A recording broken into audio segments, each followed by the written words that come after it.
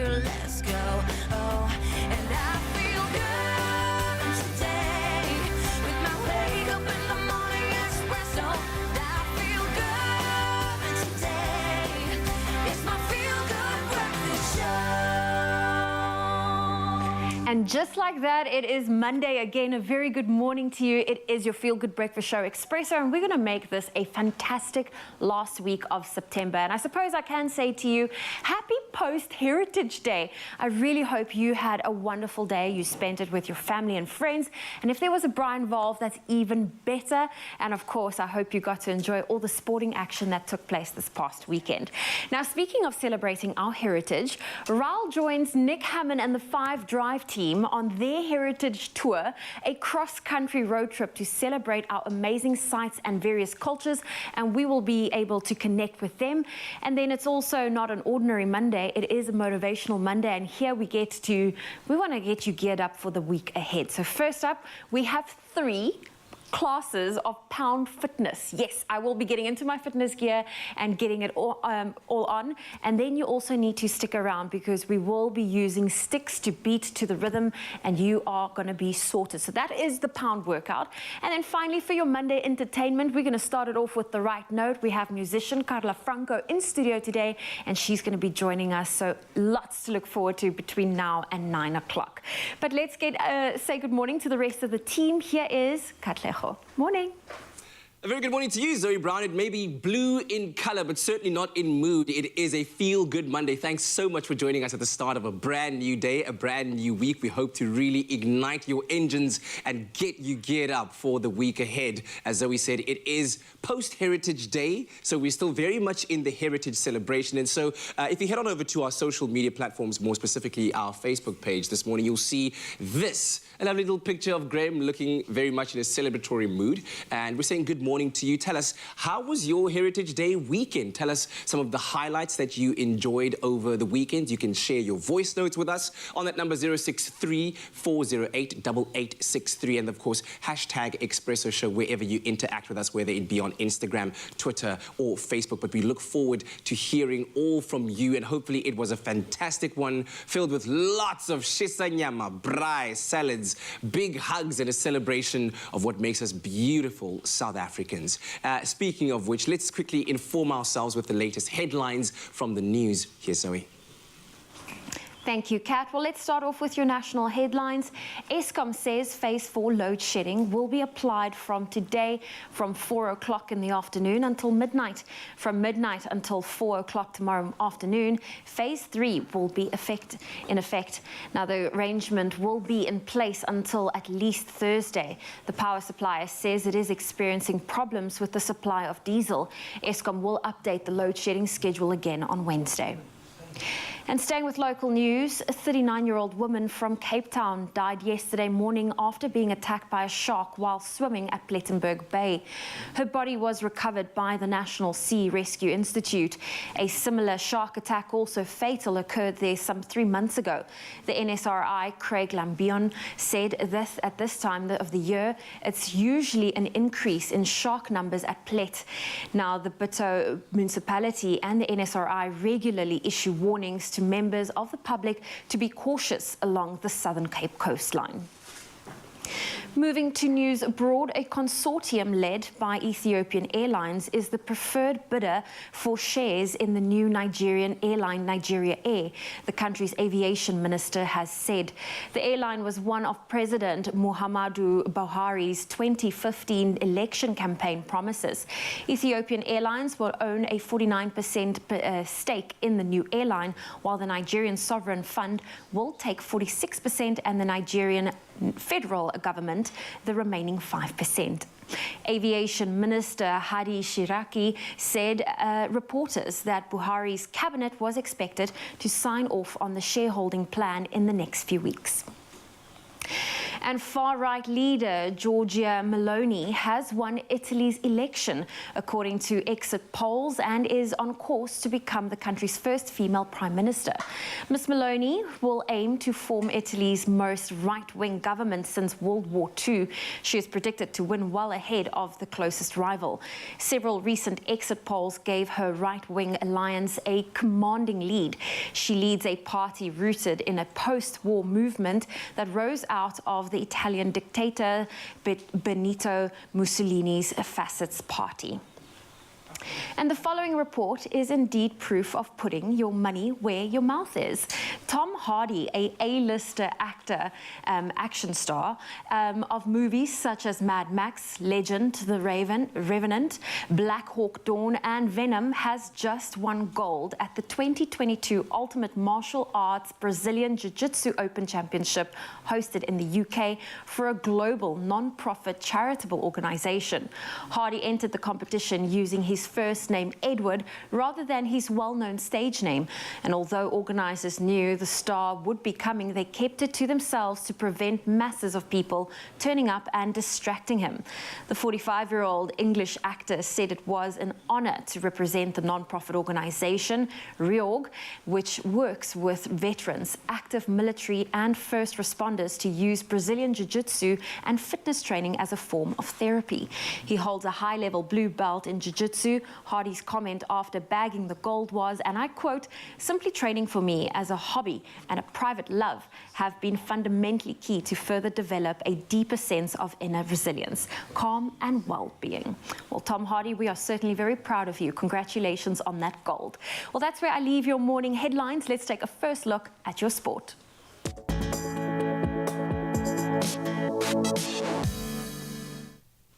Thanks very much, Zoe. Yes, hot off the press from the sporting world. We begin with rugby news, where New Zealand won the Rugby Championship for an 8th time after rival South Africa failed to secure a bonus point and a wide winning margin when beating Argentina 38-21 in Durban. Now, the Springboks needed a bonus point in the final match of the tournament and victory by at least 39 points to pip the All Blacks for first place. Now, New Zealand thrashed Australia 41-14 in Auckland with a bonus point triumph that took them to 19 points in the 6-round championship. Now, Rugby World Cup title holder South Africa finished with 18 points, Australia 10 and Argentina 9 in the most exciting Southern Hemisphere tournament since its launch in 10 years ago. In football news, Bafana coach Hugo Broos asked for a confidence-boosting performance, and his Chargers responded superbly as they comfortably beat Sierra Leone 4-0 in a friendly. Now, Themba Zwane put the home team in the lead in the 33rd minute with his first 2 goals. Mihlali Mayembela then increased the lead in the 49th minute, scoring on debut, and Aubrey Modiba then scored the 4th and final goal of the match when he found the back of the net in the 72nd minute. South Africa next play Botswana tomorrow afternoon. Now, taking a look at cricketing news, India won the 3rd and deciding 2020 against Australia in the last over after 50s by Virat Kohli and Surya Kumar Yadav. Now, the hosts won by 6 wickets with 1 ball remaining after Hardik Pandey, unbeaten on 25, hit the winning boundary. Earlier, Kohli scored 63 and Yadav 69 as the pair on a 104-run partnership to propel their side to a 2-1 series win. Now, Pakistan halted England with 3 wickets and in 6 balls to take a sensational 3-run win. This in the last over of the 4th 2020 International in Karachi on Sunday. Haris Rauf grabbed 3 wickets as the hosts tied the 7-match series. Earlier, in-form opener Mohammad Rizwan struck a brilliant 88 in that particular game.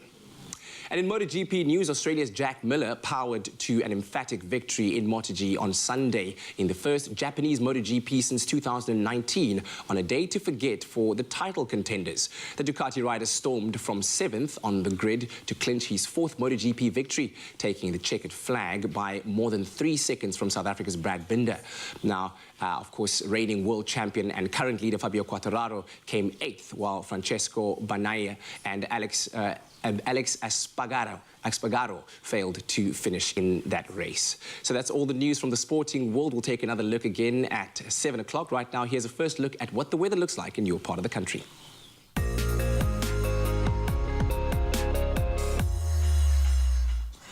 Thanks a lot, Kat. Let's take a peek at the weather on your Feel Good Breakfast show, and starting off with some very, very sad news. Now, thousands of people have been evacuated and government offices have been closed as a super typhoon lashes the Philippines' eastern islands.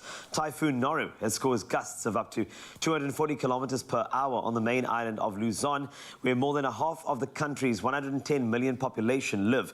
Forecasters say the storm experienced an explosive intensification as it made landfall west of Luzon. The storm could cause landslides, flash flooding, and dangerous surges. More than 8,400 people have already been evacuated from its path, and officials have warned that the storm could also impact the country's capital, Manila.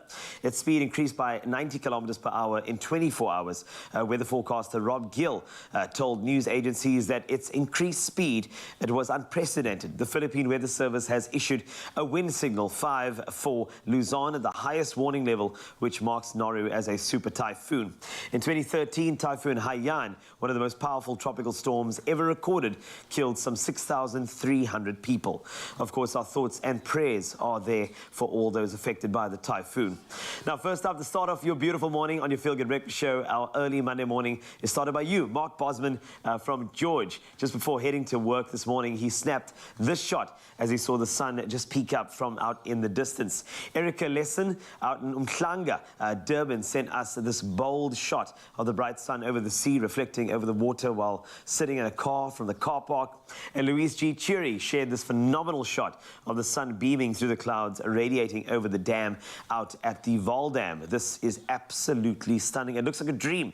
And then Anthony Burders from Umdloti sent in this view from the side of the road as he makes his way to work this morning. He had to pull over and snap this particular shot. And of course, it's breathtaking. It's gorgeous. And last up for this report, Anissa Darwood showcasing this picture-perfect view out in Mhlanga with gorgeous reflections over the water right up to the rocks. A lovely way to start off your beautiful week.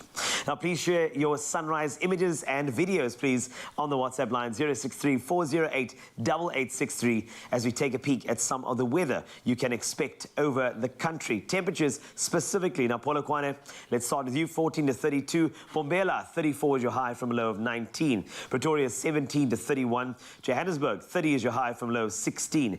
Mahikeng, 16, rising to a very hot 34. Klerksdorp, hydrate, 35 is your high from a low of 14. Kimberley, 14 to 30 today. Bloemfontein, 31 is your high from a low of 12. Richards Bay, 21, rising to 28. Pietermaritzburg, 16, jumping to 21. Durban, you can expect 25 as your high from a low of 20. Umtata, 15 to 23 with a 78% chance of rain in your area.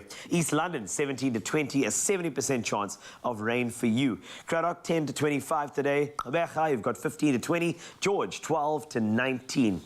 Cape Town, 17 is your high from a low of 10. Worcester, a very chilly 5 this morning, which you rise to 20. Sutherland, 0 is where you start. 17 is your maximum, and then a 90% chance of rain for you, Uppington, despite the max of 26 degrees Celsius. That's a wrap up of your weather news as well as your temperatures on your Feel Good Breakfast show. Let's take a peek at what else you can expect on this incredible show to start your week. And indeed, it is going to be an incredible show, Mr. Wasey. Thank you very much. Now, we'll be having a panel discussion right after the break talking about conflicts that arise during family gatherings, which seem to be like the melting pot and the fertile ground for such things. Why do they happen? When they happen? How do you possibly defuse these kind of situations? Very important as we head to the end of the year. And of course, we want to get ready for summer, and we have the ladies here who's going to show me how to do a pound fitness session. Are you ready for that? It's going to be a lot of banging. You got some rhythm in your hands? Not always, but we'll see. Okay. We'll see. All right, it's going to be a banger. It's going to be a banger. Another banger. Oh, you can make my day.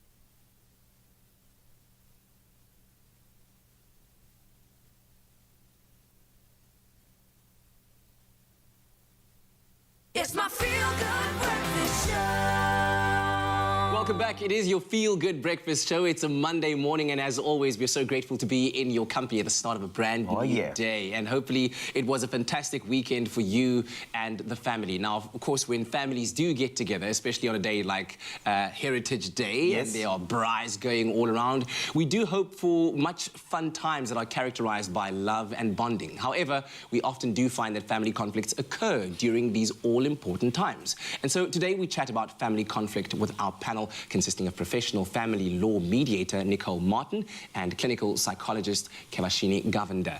Now, if you have any thoughts or experiences to share with us, please feel free to do so. You can, of course, do that on our social media pages, or you can send us a WhatsApp voice note on 063-408-8863. Ladies, it's great to have you with us, and I hope that you both had a fantastic Heritage weekend, right? I just mentioned conflict-free. Conflict-free. Yes, indeed. Conflict-free. Dun, dun, dun. I want to start off with just a chat about why family gatherings are the perfect place to catalyze family fighting. For some reason, there's something about, I don't know what it is, ego? Could it be, I have a platform now to express myself in front of people who matter? What is it about a family gathering that often causes conflict, Nicole? So I think that in a family setting, one is often more relaxed. It's a safe space where people feel that they can let their guard down and express their views, quite rightly so, in a loving environment and before family members, you know, that they care about. I also think that in a family gathering setting, there's often pent-up resentment, and one might think that this is the perfect opportunity to air the issue that has been bugging us for quite some time. And an important thing to remember is that at a family gathering, we have multiple personalities gathered in one space.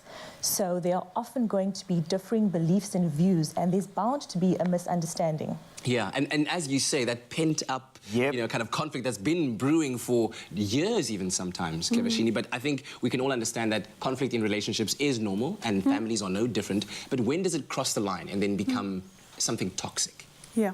So rightfully said, conflict within families is normal and incredibly healthy. It's a way of working through old stuff and new stuff. It becomes toxic when there is a negative impact on well-being. For example, you know that feeling in your gut where you're feeling uncomfortable or unsettled when going to a family gathering. That's one of the telltale signs. You know, this is a toxic environment. Sometimes when you're at the gathering, you know, you get the sarcastic comments, the gaslighting. There's the family member that makes an inappropriate joke and says, "Oh, I'm just joking. Why are you getting so upset about it?" Or, you know, the criticism. Why are the kids' clothes not ironed? That could really touch a nerve. So those are some of the experiences that can make it a toxic environment. It leaves people feeling unwell. Yeah, like where you can actually feel that somebody intends to do harm with those kind of comments. It's not just an airing of grievances or general conversation. It's like, I'm trying to hurt you. I'm trying to rile you up. But you know, in South Africa, we have interesting patterns of communication. Often, our elders are the rightest people in the room, which is a bit of a problem for the younger generation trying to cut our path, raise our kids in a certain way. It's always an elders thing. However, it's unrealistic to prepare for family conflict. So is there anything that we can do to maybe mitigate some of the circumstances around a family member that you know is going to be the loudest person in the room, wanting to assert their authority or their opinion upon you and others? How do you prepare for that? So I think a good way to prepare for family conflict is to manage one's expectations and to be aware that an issue that you may want to raise or ventilate with a family member will be difficult. And particularly in law, I often tell my mediation clients that going into the mediation, you know, manage your expectations.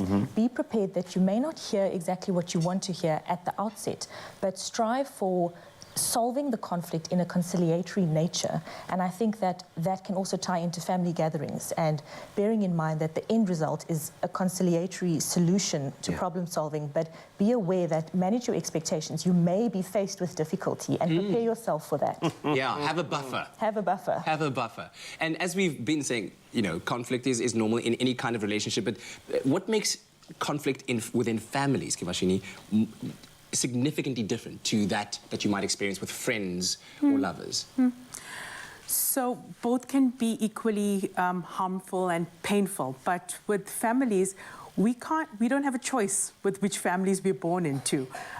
We're born into families, and then And then there's a history of, growing up, and there's an intensity in that. And we're deeply integrated into our families with social circles and finances, and we become highly emotionally attached. With friendships and new relationships, it's different. It's a choice we're making.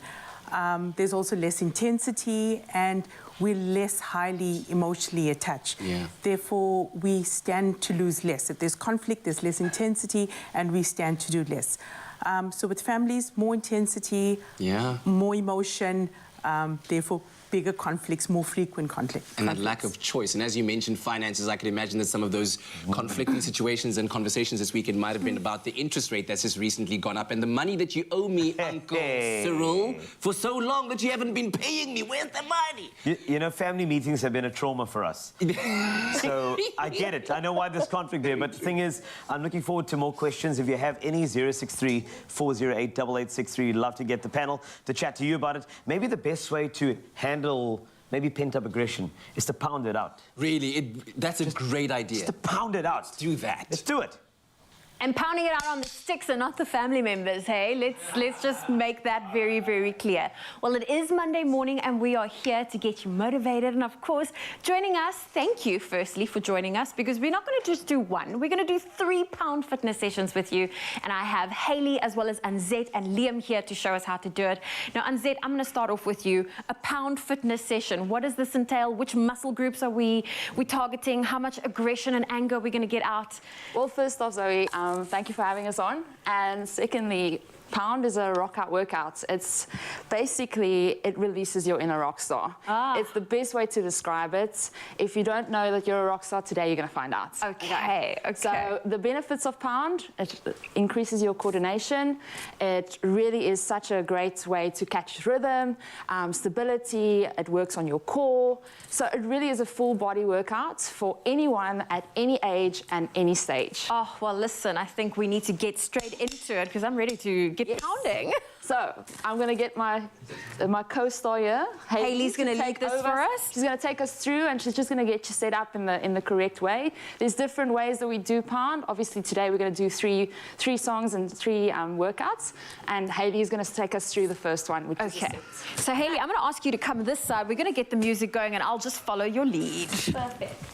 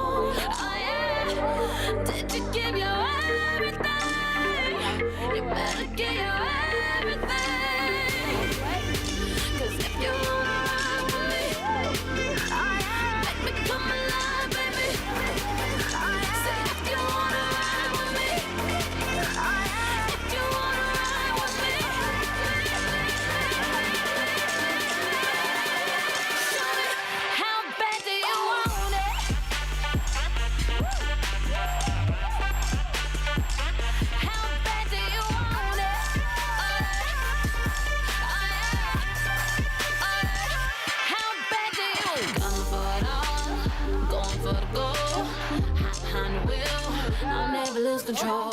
The sun go down, night unfold. I'm free and wild, do anything I want. 'Cause I never run away from who knocking at my door. I never paid attention to whoever tell me no.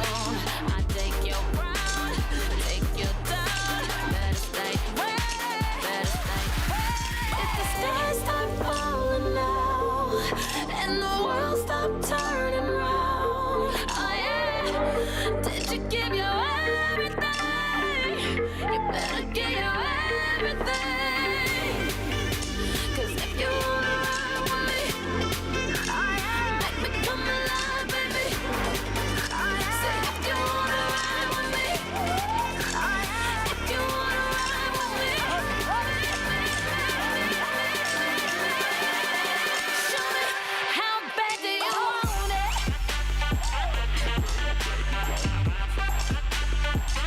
How bad do you want it?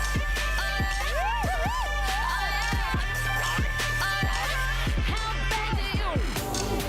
Better show me now, for your time run out. Better show me,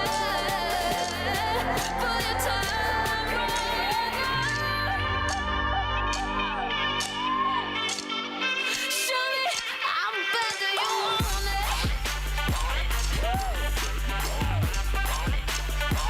How bad do you want it?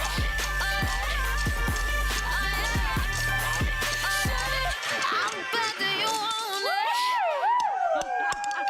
Hayley, that was fire. Thank you so much. That was incredible. The legs are on fire. Wow. I shouldn't have put lotion on my hands before this workout. That's the only thing I was thinking of the whole day. It's like, whoop, can't let it fly out my hand. But thank you so much. That was the first of 3. So stick around to your Feel Good Breakfast show. Perhaps grab some chopsticks and join us for the next one. Only you can make my day.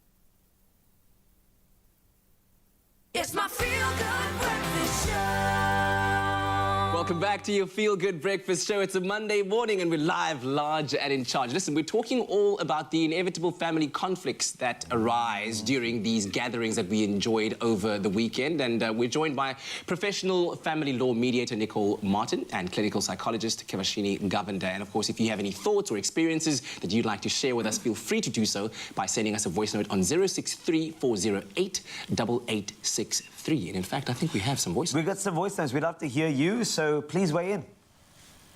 Good morning, Expresso show. Loving the topic that you guys are having today, the raising, conflicts around family gatherings.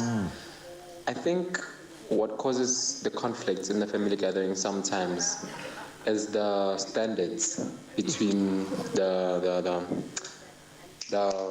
siblings, where one earns more or one lives a better life, so they tend to weigh each other, and it does actually raise a conflict also in that case. That's quite an astute observation there, because those kind of things happen subliminally. You know, they don't say it directly to you, ladies. It's just under the surface. We'll touch on that in a second. Let's have a listen to another voice note that came through from you. Hi, good morning, Expresso guys. This is Olivia. Is it okay if I walk out and I don't want to argue if we're in the discussion about the problem in the family? Wow. Great question, Olivia. Thank you very, very much for that. And yeah, so is it okay to then just walk away? You've had it. You can tell that the situation is about to reach fever pitch, and then you just walk away, Kevashini? Yeah. So I guess if this is something that's been brewing for a while now, maybe it's best for everyone, because there's not just two people involved, there's an entire family involved, for those two people to kind of go into a room and say, let's talk this out.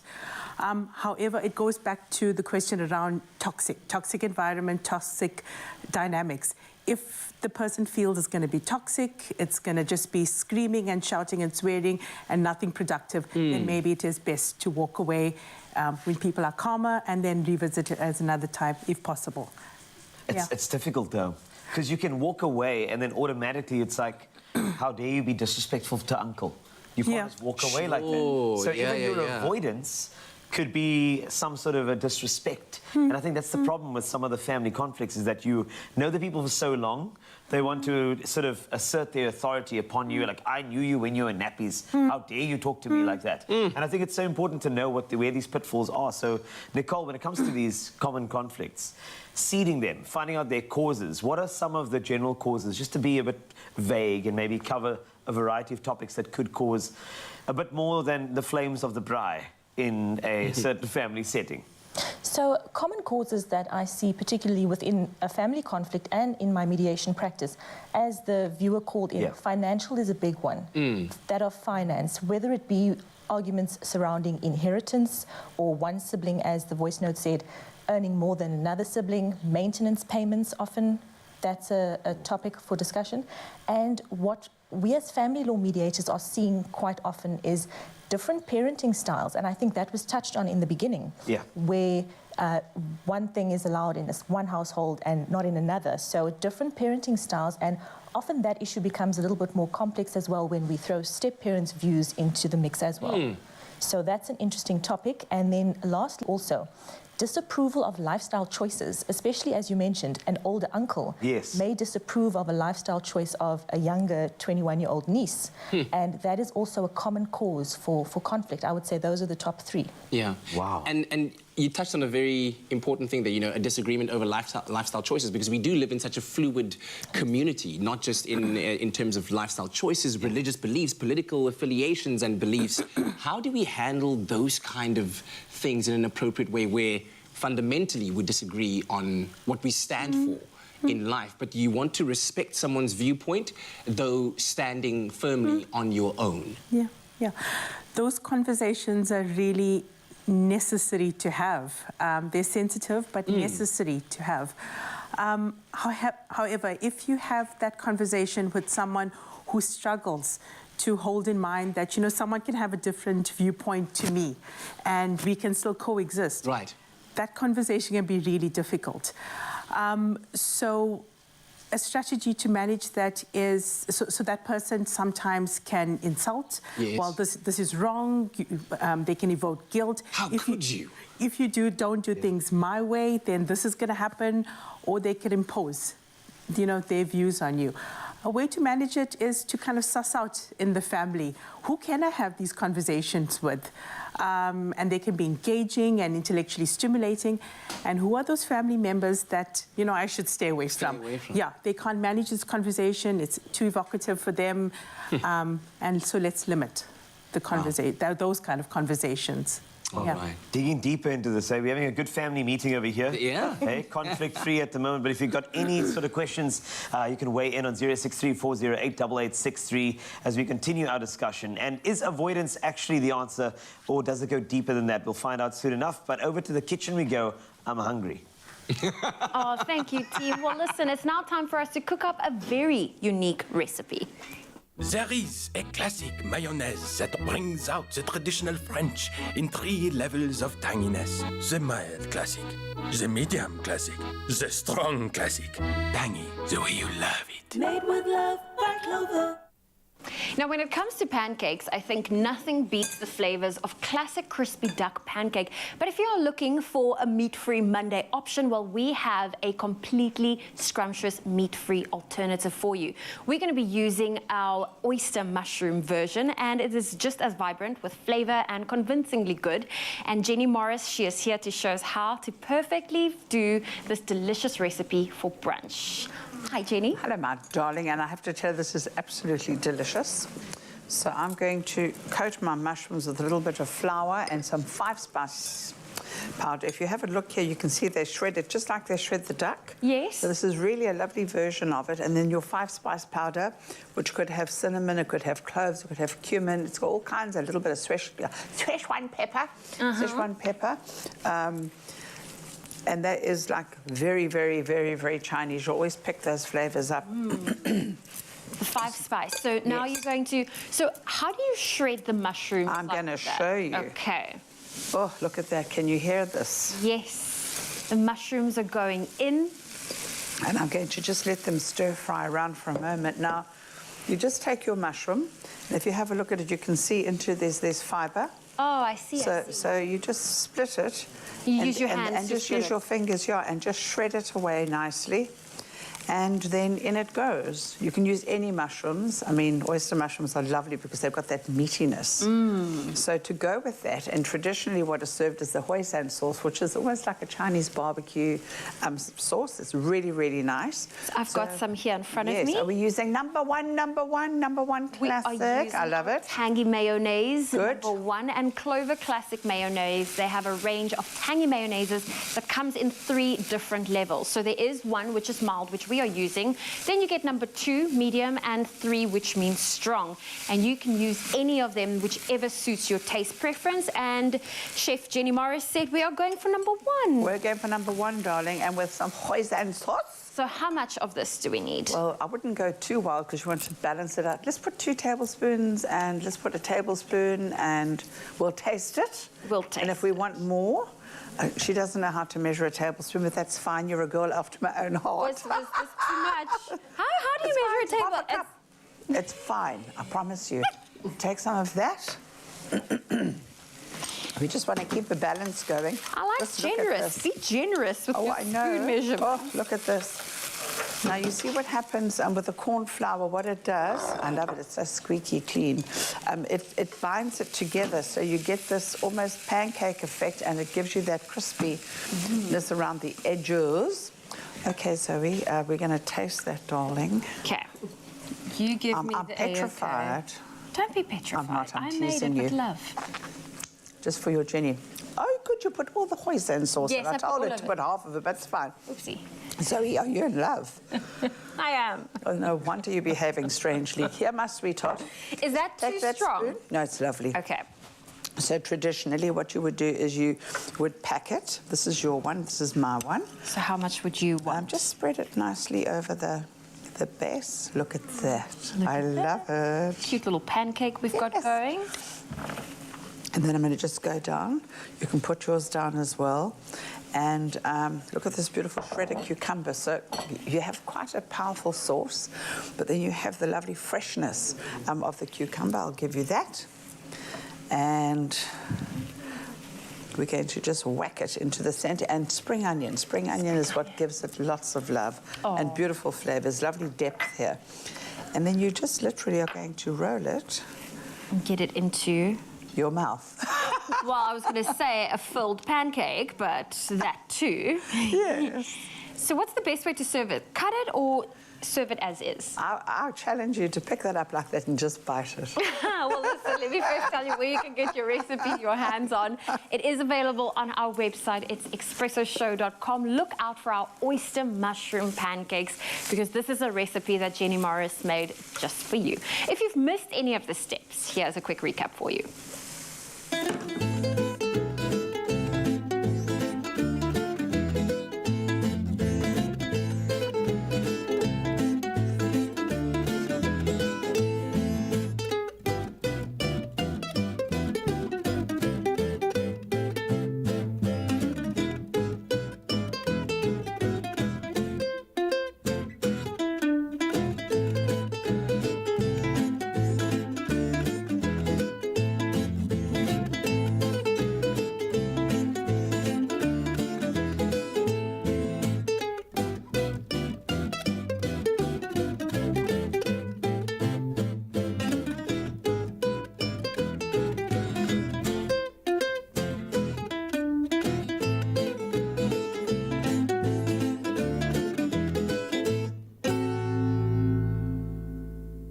Made with love by Clover. Only you can make my day.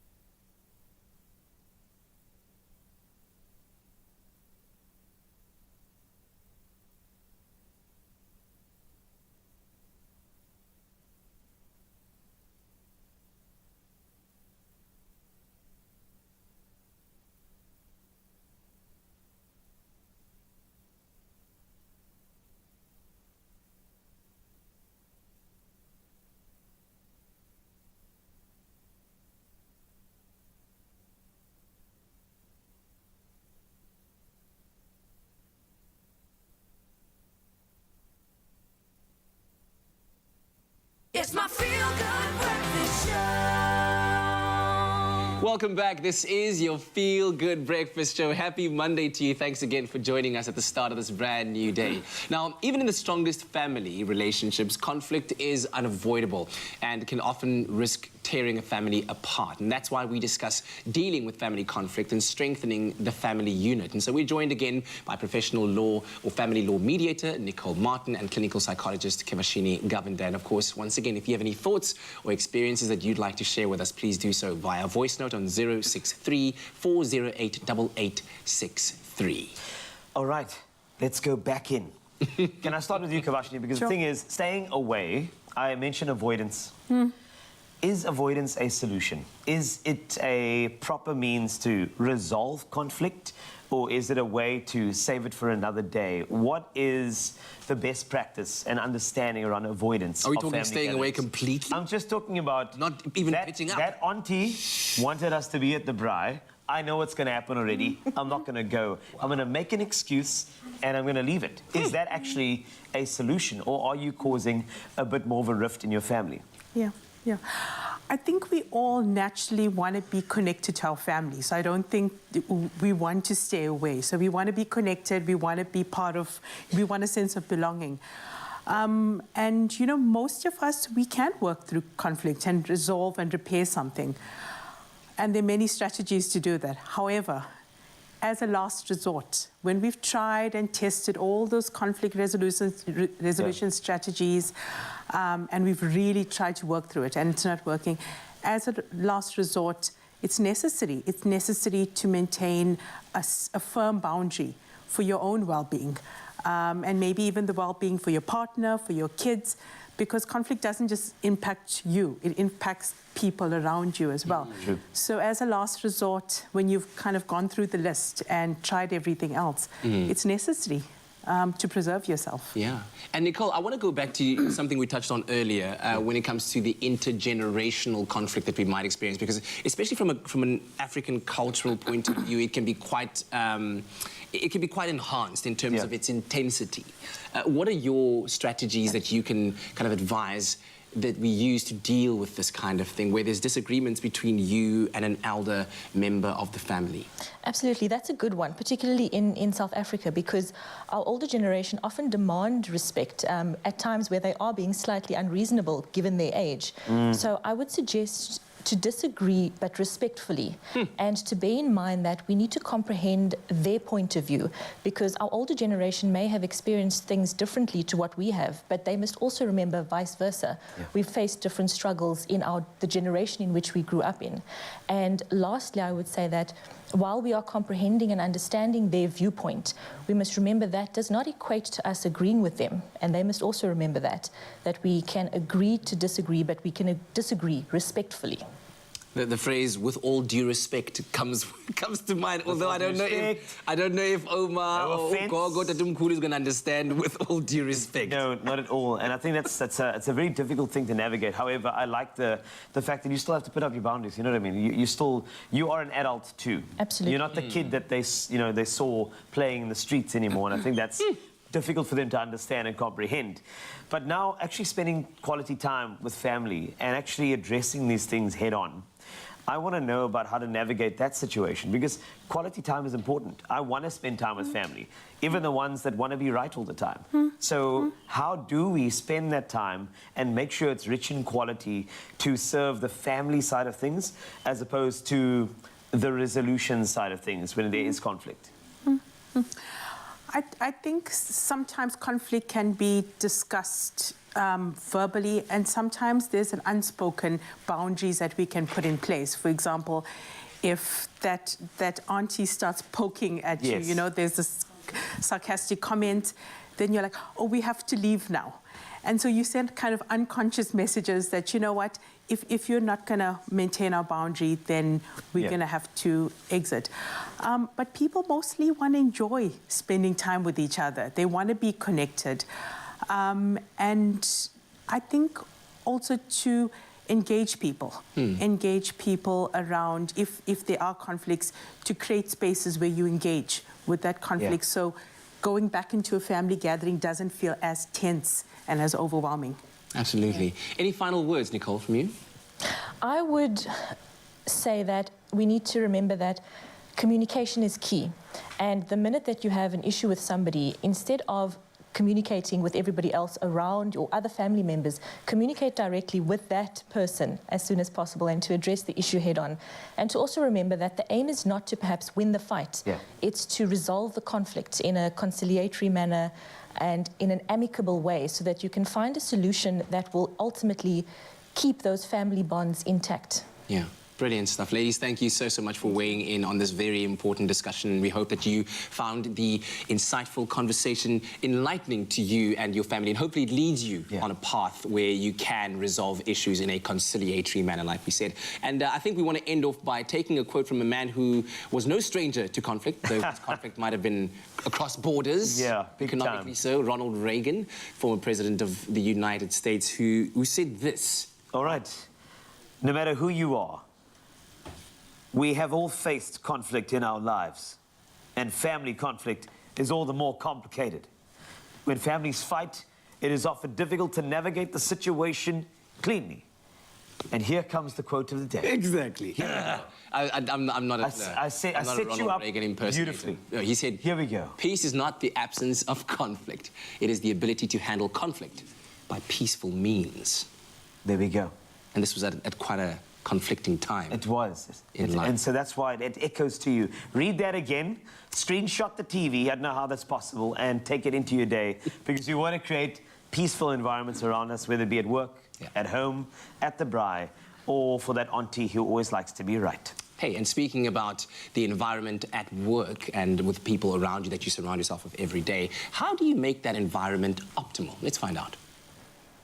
Oh, well, gentlemen, you laid the foundation with that inspirational quote. And because it is Motivational Monday, we are back with Mindful Revolution, an organization that serves business leaders to build future-fit employees.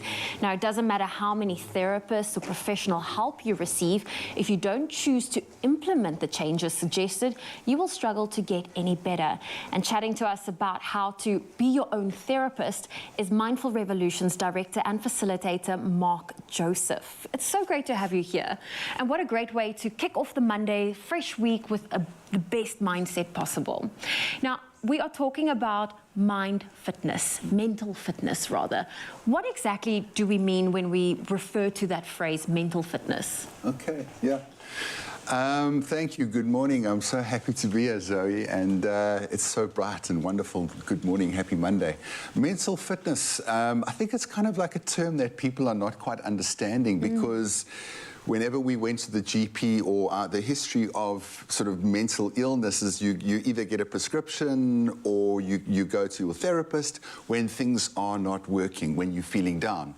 But what we're suggesting is, imagine a world where there's no toothbrushes and there's no toothpaste. You imagine a world like that, and you only go to your dentist like once every month for a cleaning. I mean, that wouldn't be great. Okay? It would be very expensive too. It would be, exactly. Yeah. So we're trying to say it's the same thing. Therapy is brilliant, dentistry is brilliant, but you need to brush your teeth every day. You need to do something for your brain, for your mind, every single day, and that's really, really vitally important. And yeah, I mean, and the same with neuroscience is that they're showing that the brain changes as you do certain things.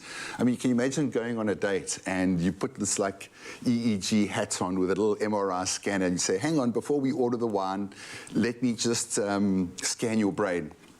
And then it does this brain scan and say, ooh, your brain is nice. You know, we can order that wine. Your brain is beautifully shaped in all the right places. And that's what neuroscience is telling us these days. We can do something to work on our brains. Amazing. Yeah. And I love how, you know, we know this. A healthy mind leads to a healthy and strong body. Now, how does this connect us to the concept of being your own therapist? Yeah, it's brilliant. I love what you said.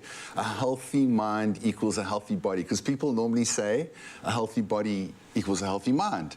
But if you're not feeling up to it, you're not going to go for that walk or that run or order that salad because you're feeling a bit down. You might go for greasier... The chips, the steak, the healthy things. You're speaking to me right now. Yeah, exactly. But when you're feeling good, you're going to go for the healthier options. And that's why I love that. Healthier mind equals healthy body. So I go for therapy, and I'm really proud to say that I go for therapy. And no matter if you're feeling good, if you're feeling down, go for therapy. I can strongly recommend it to everyone. But I can't put my therapist in my pocket, okay? I can't walk around with my therapist all day and say, what now? I'm feeling anxious. I'm feeling like this. I'm feeling like that. What do I do? So in this way, I can talk to myself. When you're nervous for an interview and you're on live TV, what do? You sit and you talk to yourself and you say, you got this. It's going to be fine, you know? And in that way, I can be my own therapist. In the same way that if you go for tennis coaching, you got the, you know, I was watching Federer play his last game. It was so like emotional. But you got your tennis coach and they're teaching you how to play, but your tennis coach can't play your game. You've got to play your game. You've got to do it for yourself. You know? And I want to know, how does this now, because I go to therapy too, and I think it's amazing, but for those who are, you know, doing therapy, counseling, and how does that work in conjunction with being your own therapist? Yeah. So I think it's really, look, I've trained a lot of people to facilitate mindfulness, and I've trained a lot of therapists, professional people in the industry that have come to me and said, we would like to incorporate mindfulness into our therapy. And the world is changing because therapists are giving people mindful homework. They'll say, go and have a mindful coffee. Go and eat your lunch or your breakfast mindfully. And I'm hearing more and more of that, and I'm seeing more and more of that in the professional spaces. So it's so wonderful for me to train therapists to see it happen, and that's just remarkable. And, you know, it's like if you go to a dietitian, and a dietitian will say, okay, this is your meal plan, this is what you need to do, but then you've got to go home and do the work. You have to do the work. You have to do the work. The big question is, how can the Mindful Revolution now help us to be our own therapist? So, yeah, there's just a wonderful partnering I see. It's not a competition, it's a partnering with therapy and mindfulness. And it's just such an important time for therapists and mindfulness facilitators to work together, and for therapists to be mindful facilitators. So there are so many different mindfulness practices for different emotional states. So you want to increase courage, you want to increase emotional intelligence, you want to increase focus, you want goal setting. And you do this daily when you sit and you meditate and you close your eyes, and there's so many different things. Like if you were going into a gym, you wouldn't just work your arms. You work your arms, you work your legs, you know, everything. Full body. Full body. And you work your brain in the same way with different practices. Well, Mark Joseph, thank you so much for joining us today and Thank you, Zoe. sharing this. Of course, great for our Monday. And for you to find out more about Mindful Revolution's tips and tools and how you can become your own therapist, visit mindfulrevolution.io. Now, that's not all. You could be one of 3 lucky winners to win a Mindful Revolution package for your business worth 35,000 Rand. Now visit our social media pages and tell us, why do you think your colleagues or employees could benefit from a mental wellness program? Remember to include that hashtag Mindful Revolution. The competition will close on Wednesday, the 28th of September. That's this Wednesday at 10 a.m. There are some T's and C's that apply, and you can find it on our website, expressoshow.com.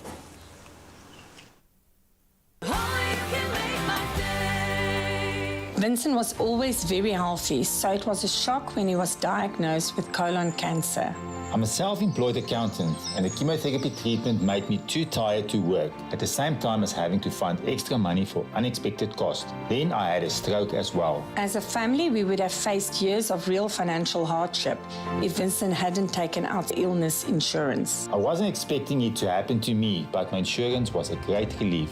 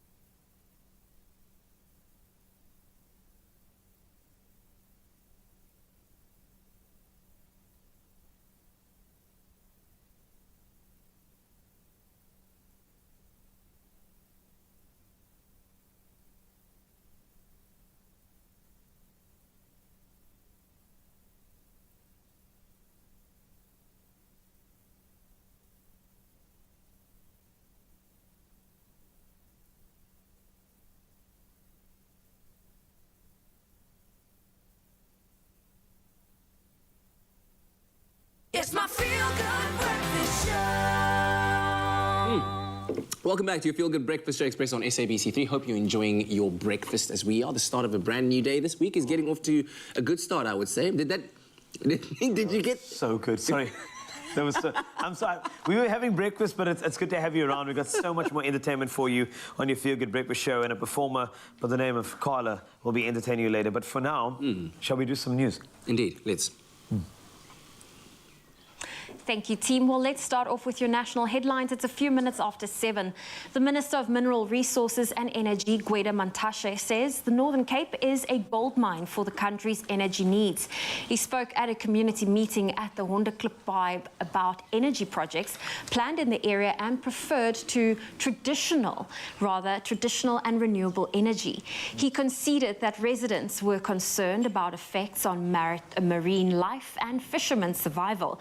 Residents said new energy developments could potentially create thousands of jobs, but only for people with skills and not for those who rely on fishing or for a daily existence. And Eskom says phase 4 load shedding will be applied from today from 4 o'clock this afternoon until midnight.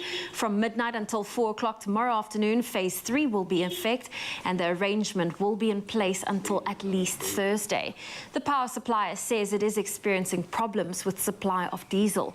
Eskom will update the load shedding schedule again on Wednesday. Moving to news abroad, South Korea has held an emergency security meeting after North Korea conducted a ballistic missile test off its east coast yesterday morning. This was the 19th missile test by North Korea this year. North Korea presumably carried out the missile test in response to the arrival of an American aircraft carrier in South Korea on Friday, and also because of the expected visit of the American Vice President Kamala Harris. America and South Korea start joint military exercises in the coming week. South Korea says North Korea's missile test is mere defiance. And a consortium led by Ethiopian Airlines is the preferred bidder for shares in the new Nigerian airline, Nigeria Air, the country's aviation minister has said. The airline was one of President Muhammadu Buhari's 2015 election campaign promises.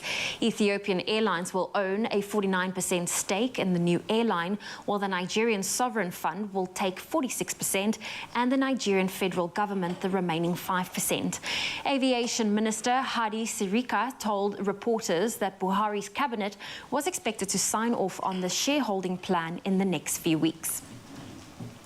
And children at the St. Michael's Episcopal School in Richmond in the American state of Virginia have been writing adorable letters on behalf of rescue dogs at the local animal rescue center to help them secure new homes. So far, they have managed to rehome an incredible number of them, says a local spokesperson for the center. The initiative started when the director of the Richmond's Rescue Center visited the school with an adoptable pup named Snow to inspire the children to write a persuasive story from the perspective of a shelter pet waiting to be adopted. And the result? While heartwarming stories and beautiful illustrations now adorn the dog kennels at the rescue center, aimed at the dog's future owners, explaining what they could bring to their lives. As one supporter of the rescue center put it, "This is so wonderful. What an incredible experience for the kids, and helping these pups find homes in this way. It is so encouraging." And we couldn't agree more. What a beautiful story, and that's where I leave your morning headlines. Here's another look at your sport.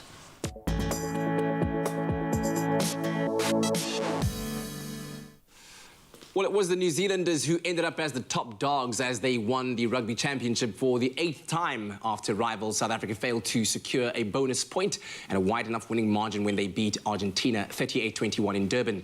The Springboks needed a bonus point in the final match of the tournament and victory by at least 39 points to pip the All Blacks for first place. New Zealand thrashed Australia early on in the day, 40-14 in Auckland for a bonus point triumph that took them to 19 points in the 6th-round championship.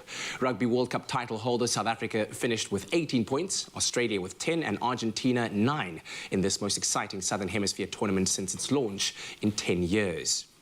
In football news, Bafana coach Hugo Broos asked for a confidence-boosting performance, and his Chargers responded superbly as they comfortably beat Sierra Leone 4-0 in a friendly. Now, Themba Zwane put the home team in the lead in the 33rd minute with his first of 2 goals. Mihlali Mayambela increased the lead in the 49th minute, scoring on debut, and Aubrey Mudiba scored the 4th and final goal of the match when he found the back of the net in the 72nd minute.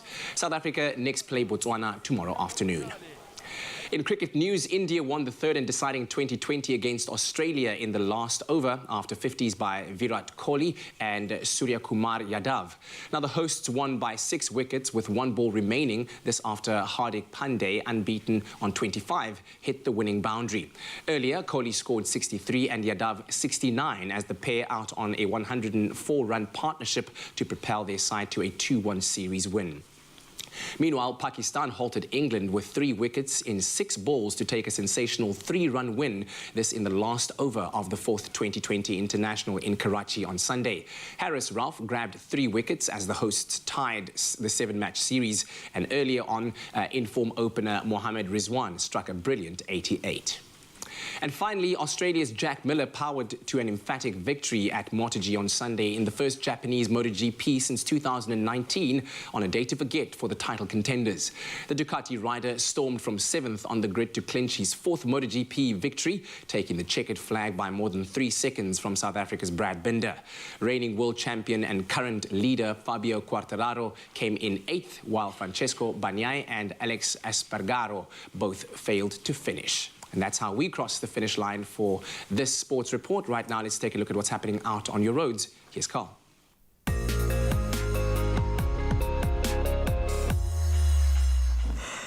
Let's take a peek. Thanks a lot, Kat. Let's start in Bellville in Cape Town. There's a congestion on the R300 North at the N1 inbound ramp. You can expect delays in that area. Then Sandton in Johannesburg, of course, there is a stationary vehicle on the N1 southbound after Rivonia Road. 1 lane is closed. Please approach that area with caution as well.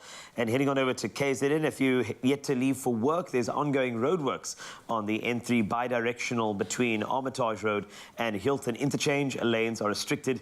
Please drive carefully. That's a wrap of your traffic for now. Let's take a peek at your weather.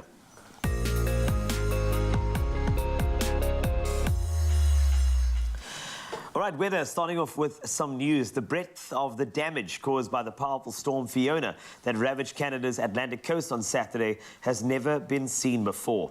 And it will take months to rebuild the critical infrastructure that was destroyed.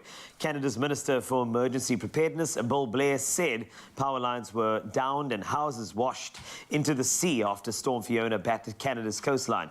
1 woman is missing after being washed out to sea in Newfoundland. Such weather events are rare in Canada, and police said the storm was like nothing we've ever seen. Parts of 5 provinces experienced torrential rain and winds of up to 160 kilometers per hour, with widespread flooding and hundreds of thousands of people left without power.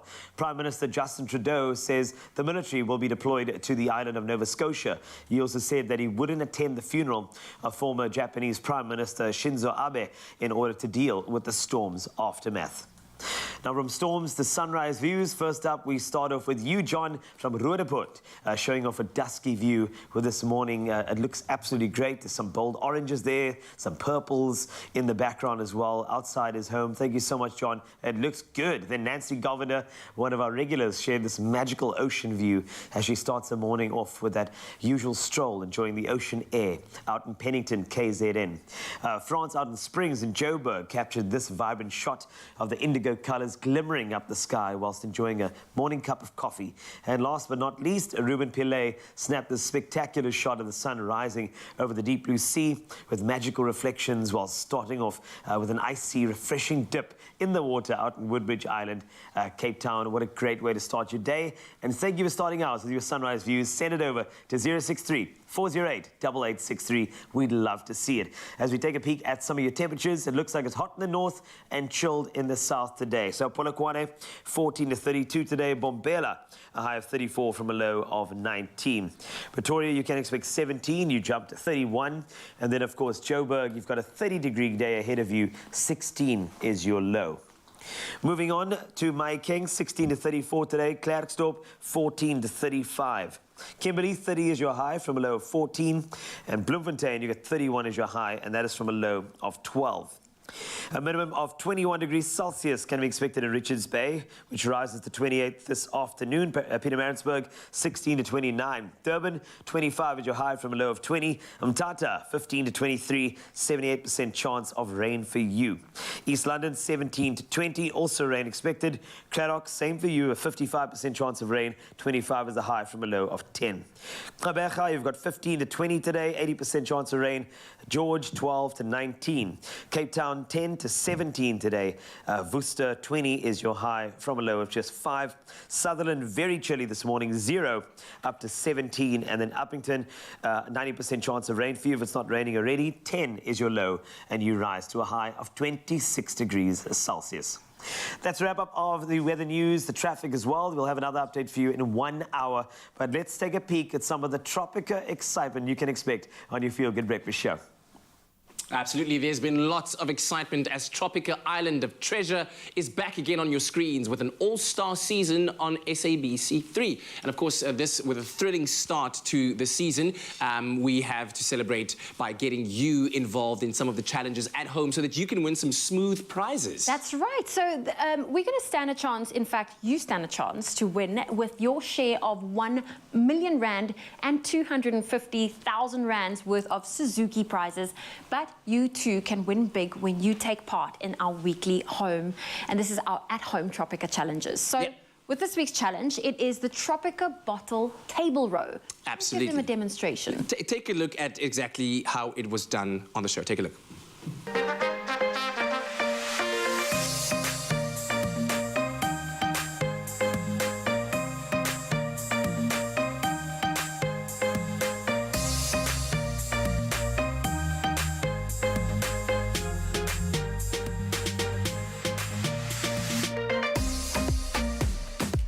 Okay, so that looked easy enough. Does it look easy? Are we going to give it a try? Yeah, absolutely. Okay, so well, let's put the bottles here to kind of give a bit more drama to it. Let me measure it out because you want to be able to.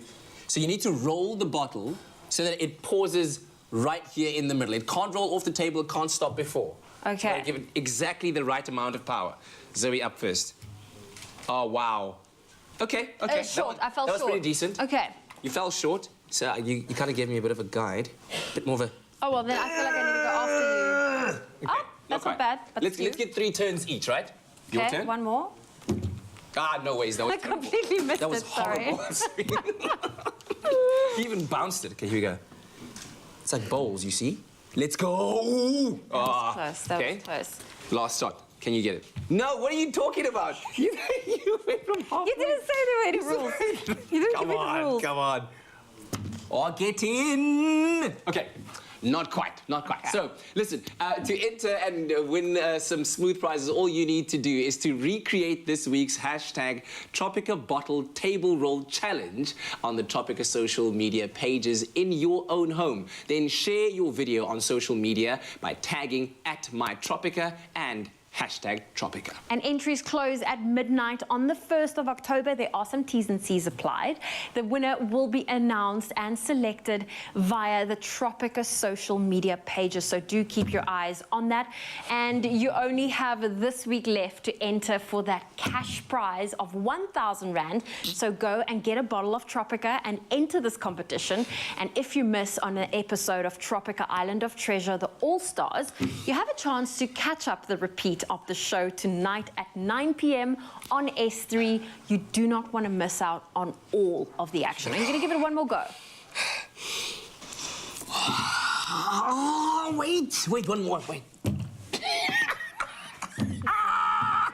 Keep rolling. You get worse and worse every round. This week on Tropica Island of Treasure All-Stars, our smooth teams take part in our first ever squad games. Even though there's only one grand prize, the contestants must band together with friends and enemies to get one step closer to that ultimate goal.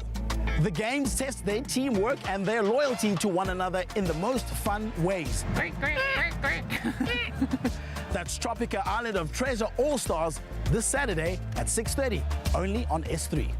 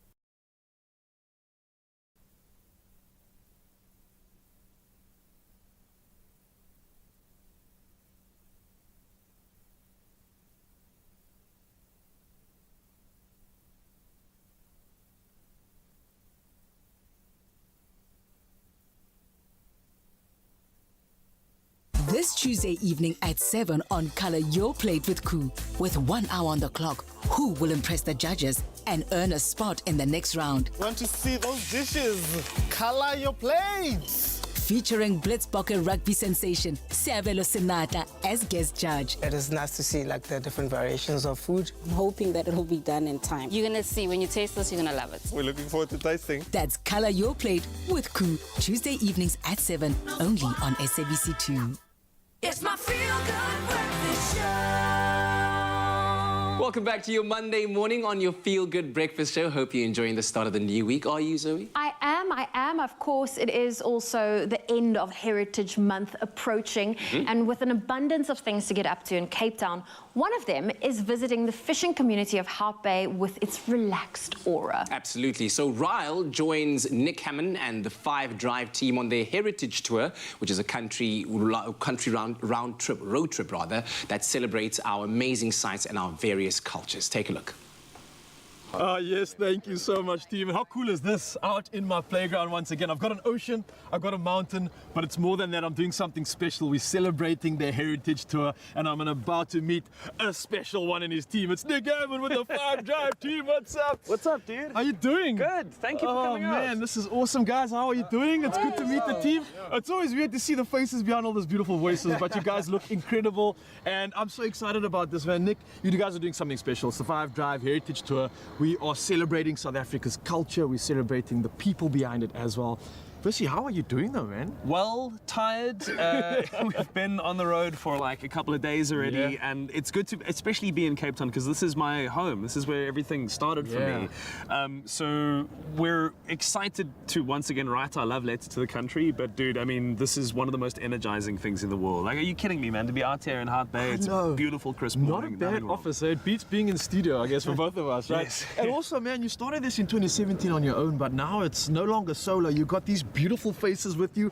What's it like, obviously, having the team and the new additions to it all? It's great because, as you say, in 2017, it was just myself and one producer wanting to get out into the road, explore the 9 provinces of the country, and have something good to say about it afterwards. Yeah. Like, meet people, get out onto the roads of everywhere from Cape Town to Gauteng to Limpopo, and it was all just my perspective. And when I was really lucky to come onto the Drive show, obviously with that, you get traffic readers, news readers, sports readers. And so we decided to bring everybody along and also get their takes on how they're seeing the country. And it's something I'm quite proud of, because having built it up to the point that it was able to take on a bigger team, I think was necessary and a very special thing to be able to do. Definitely. Man, you're speaking about the team, I want to chat to you right now. Bibi, the beautiful Bibi, how are you doing? You've had an incredible tour so far. You guys have been on a journey. What stood out for you? What's the experience been like? It's always so good. You think it can't get better, and it literally always does. What stood out for me this year has been the Doug and Cronin Museum in Kimberley, because Doug and Cronin was this photographer from like 100 years ago who literally took photographs of native people in Africa. And as an African, I'm like, whoa, so much of our history has been told through spoken word, and to see our great-grandfathers, great-grandmothers, ancestors just in photographs is the most incredible thing I've experienced so far. Oh, I love it. And of course, these 2 other beautiful faces, Jude and Nadia. It's so good to obviously see you guys once again. Jude, for you, man, I mean, you guys have both been on this tour for a few years now as well, and not only can I imagine that seeing the changes in South Africa being a beautiful thing, but on top of that, I'm sure this has also changed you as a person too, right? Yeah, for sure. I think the biggest thing that I've learned traveling South Africa on the heritage tours that we've been on over the years is that there's always a story to tell. Everyone that we meet along the way has a unique story, different to the other person. And also added to that, I usually, when people ask me about like where to go, what do you recommend, I didn't have any good South African suggestions about places to go which are interesting, that have stories. And now, being on the tour for the 3rd time now, I have plenty of South African recommendations. Okay, almost like a tour guide, right? We've got a plug right here, Mzansi. You want to find out about the who's who and where to go in this beautiful zoo? That's your guy. Yeah, for me as well, it's been an incredible journey being a part of these tours for a few years now, and it's just been so much fun. And you learn along the way that there's always more to learn about the country, no matter how many places you've been. Even though we've been to the Western Cape a bunch of times, different parts of the country, there's always more to discover, more people to meet. And as much as everyone is different and unique, we're all linked, being South African, and it's just so incredible. I love that, Nadia, and I love what you said about loving to learn, and that's especially what we're going to do this morning, Mzansi. So, of course, we're going to stick to this beautiful office. We're going to get to know some of the people, find out more about this harbour, and hopefully we can learn along the way. We'll see you soon, team. Thanks a lot, Raul. What a beautiful journey that is. But let's go on a breakfast journey together. Now, if you love French toast and peanut butter together, why not go nuts and combine them both into one easy, delicious recipe? We're going nuts with our Clover Go Nuts peanut butter, French toast, and one person that I wouldn't go nuts with on a normal day, maybe just every day, is Jenny Morris, because she drives me nuts in the best way possible. Oh my God, you're such a nut. I like the French toast, but then there's also peanut butter, so... I like peanut butter. Yes. I prefer French kisses. French kisses? Oh, yes, darling. Here we go. Now, I make that at my restaurant. It's called a French kiss. Oh, that's... Yeah, it's French toast. Okay, good. Now that I know... Come and have one. I'm a bit disappointed, I'm not going to lie, but okay, let's go with that, though. So while you use the Go Nuts, I need to just tell you that there's such beautiful value in this. You know, Clover Go Nuts, smooth peanut butter, it's made with 90% choice-grade peanuts, perfectly grounded to create a smooth, spreadable peanut butter. And also, did you know it's now available in 800 grams? Perfect to keep the kids going with even bigger energy. And for me, who makes lollipops out of peanut butter, I used to get in trouble by taking a whole spoon and going into the cupboard. Yes! And just eating the peanut butter. I love it so much. And you know, the thing is... Yes? You shouldn't do that because you put the same spoon back and you double dip. But the thing is, that was way before the COVID time. And I mean, like, I thought I was doing okay, but this is beautiful. So what you did was you took some of your peanut butter, you're whisking into some eggs. Yes. I saw 3 eggs in your bowl, is that correct? Yes, 3 eggs. Peanut butter, eggs. And this lovely chunky peanut butter. And I'm going to put some cinnamon and some vanilla in it. Ooh. And you're going to... what would you like me to do with my banana? You're going to give it some attention. You're going to peel it. Right. 1 skin, 2 skins. All the skins off the banana, that's the whole thing. We're using the whole banana. Great. And we're going to just... Banana. Oh, I love it. Fantastic. A little bit of sugar. What type of spice would you like on the banana? I like it because I have like a condition with my sugar. Yes. I like a smaller banana. You want a smaller banana? Yes, because I love bananas. So how would you like this to slice? Do you want it in like little slices? I don't like little slices. Okay, darling. big chunks. Yeah, not chunky. Beautiful. Let's do it. Okay. Lovely. So let's go for it, and then what you'll do is you can go right there and... Yes. Oh! You can have the tip. This is lovely. Isn't it gorgeous? It's very gorgeous, Jenny Morris. You I love it. are fantastically focused and amazing. I appreciate that. Okay, I'm going to do that. A little bit of cinnamon. You could use nutmeg as well. Or I'm so focused right now, by the way. I can see I am that. so focused. You're using your fingers on that banana. You're feeling it with the knife. So there we go. I'm impressed. So you have other... What do we do with the strawberries? Strawberries, I want you to slice them into rings. Can I show you again? Please, show me a trick. Oh, my goodness, I'd love this to happen. Okay. I want that. That's the look I want. Love it. Got you covered. Yeah, you can own it, you know. Just take it and own it. This is going to be the best breakfast ever. And I'm going to just give myself a nice big flame and soak my Brit in here. Beautiful. Oh, my word. Have a look, see? I am ready. And then so you can use a bit of cream or milk in this. So does it matter that the peanut butter doesn't sort of mix into the eggs? No, Is it okay to have a bit gorgeous. of chunks here and yes, there? Okay. Unless you're just a little bit pedantic. But I love to have the little chunks here and there. And look at this. This is what I like. See, just like that, that's the recipe for me. That's for me. This is the recipe for me. That is all it is. Look at that. And you must go from corner to corner. Look at that. If you're not going corner to corner, there is a big problem. I can feel that because you have to make the use of the bread. That is the key. And so the we've bread's got peanut butter. We've got our little dip as well. We've got some beautiful fruit too. If you missed out on any of these ingredients, please go to expressoshow.com. We'd love for you to give this a try. And then when we give you recipes on Expresso, what we love is that you can actually message us with a video or maybe a picture on 063-408-8863. Of course, our chefs, they try their best to put all the ingredients in the method, but you know what? Make it your own, make it exciting, and I think just do your thing. But send us the video. We'd love to see it. Right, we are good to go. We're good We've got to our go syrups, indeed. we've got our nuts, We've got our banana, nuts, blueberry, and strawberry. Everything on that board is just so beautifully healthy. Now, you don't want to over soak this, okay? But you do want it to suck up beautifully. That is... Look at that. Look at this peanut butter, how it's clinging gorgeously. And that's what we're looking for. You know, Jenny, I think what we're going to do is we'll finish this off while you get yourself a beautiful recipe and give it a shot. It is fun. It's amazing. So make it your own. And more importantly, go nuts. What the hell happened to this gas? It's not working. I've got an idea. Our slice, you spread, Ollie. This will get us going. 1, 2. Go Nuts Peanut Butter. Nuttiness you'll never forget. Made with love by Clover.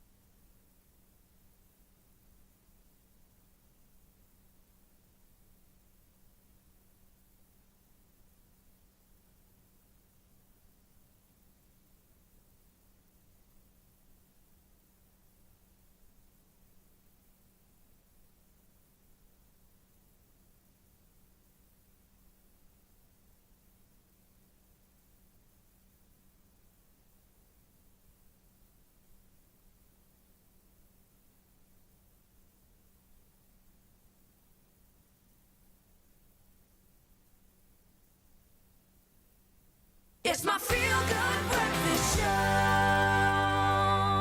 Welcome back. It is your feel-good breakfast show, and as always, great to have you with us at the start of a brand new day. Now, our next guest is considered by some to be part of the next generation of brilliant young artists to come out of South Africa. Carla Franco is her name, and earlier on this year, she released her debut album, Chapter 1, to raving reviews, and both of her singles, When You're Ready and Scared to Love, also have reached #1 on the SA Top 20 on Jacaranda FM. Take a sneak peek at this.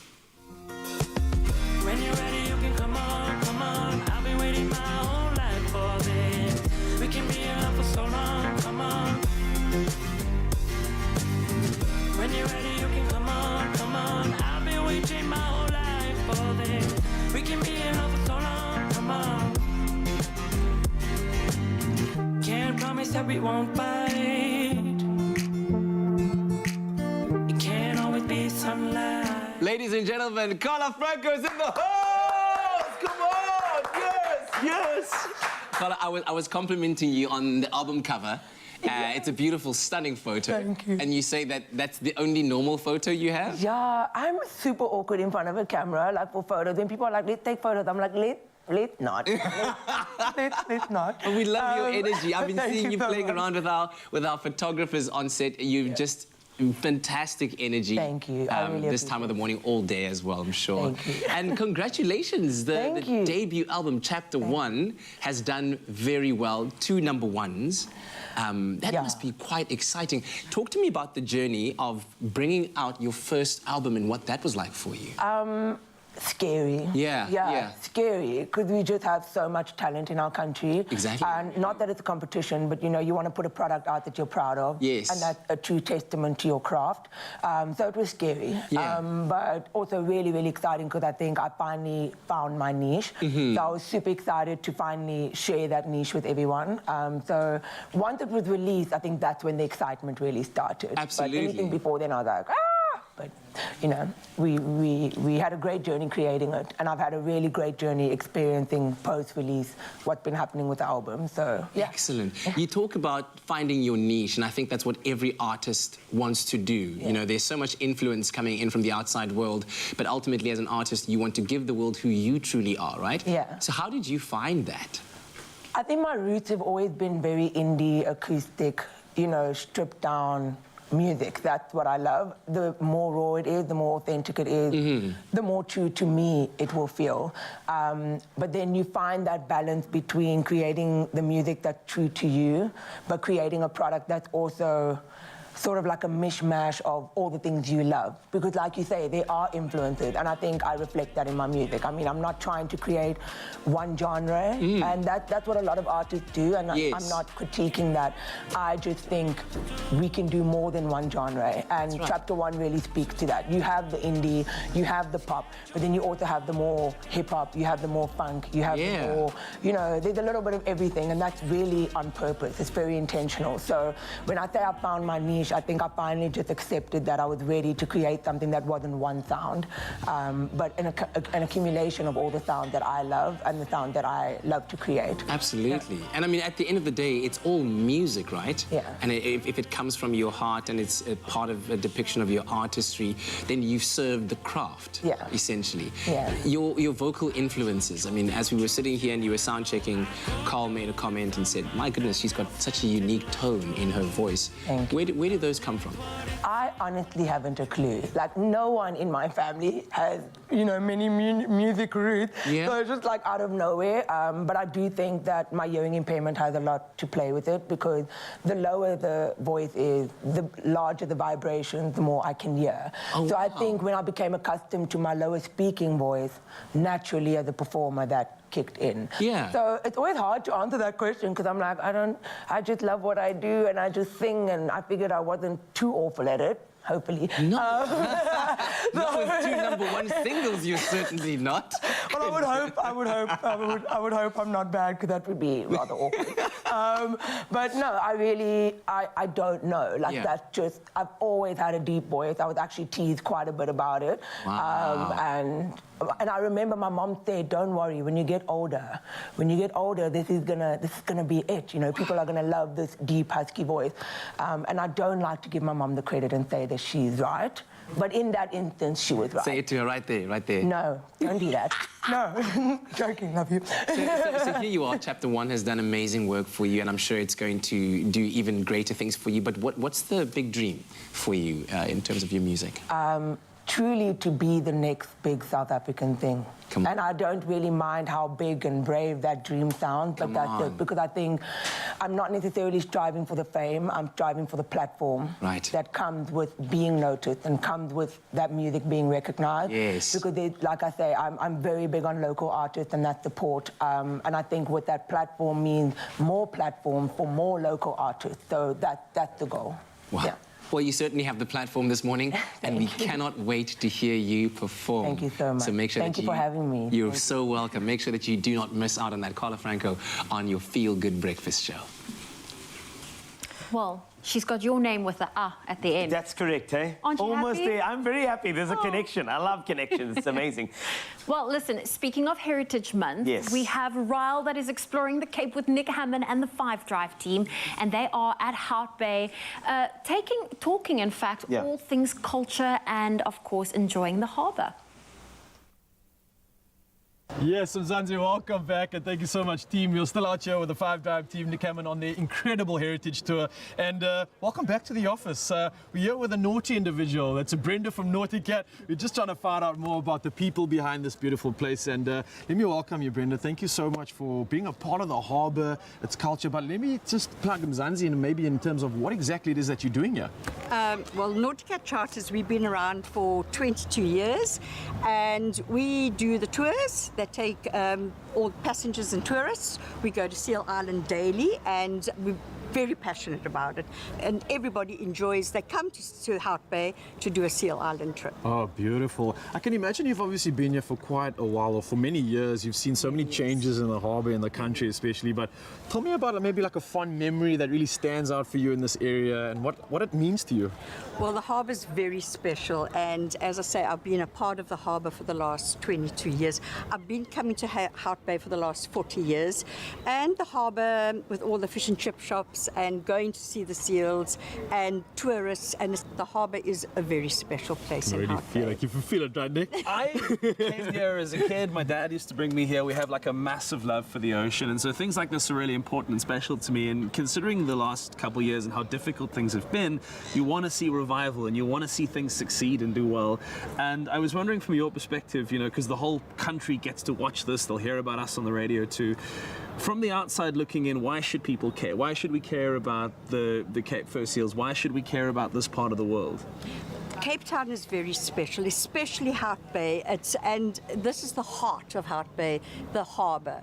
And everybody that comes on holiday, they come to Hout Bay and they want to see the seals. And the seals are so special. They've been around for so many years and they live on the island, and we are very careful. Nauticat makes sure we get close to the seals, but not close enough that it's harmful to them, and it's their own habitat.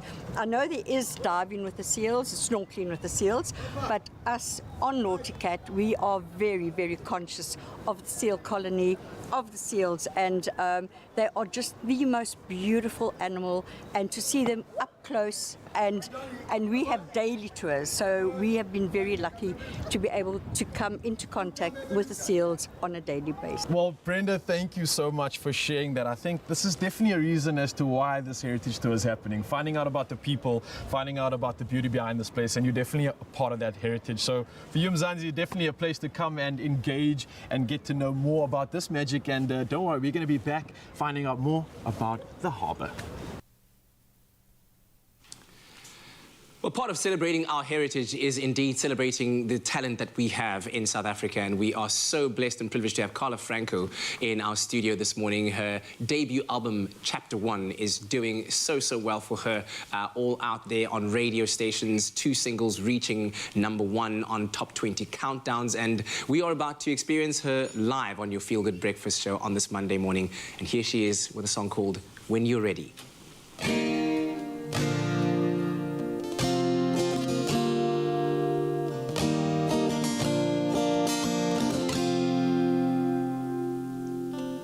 When you're ready, you can come on, come on. I've been waiting my whole life for this. We can be in love for so long, come on.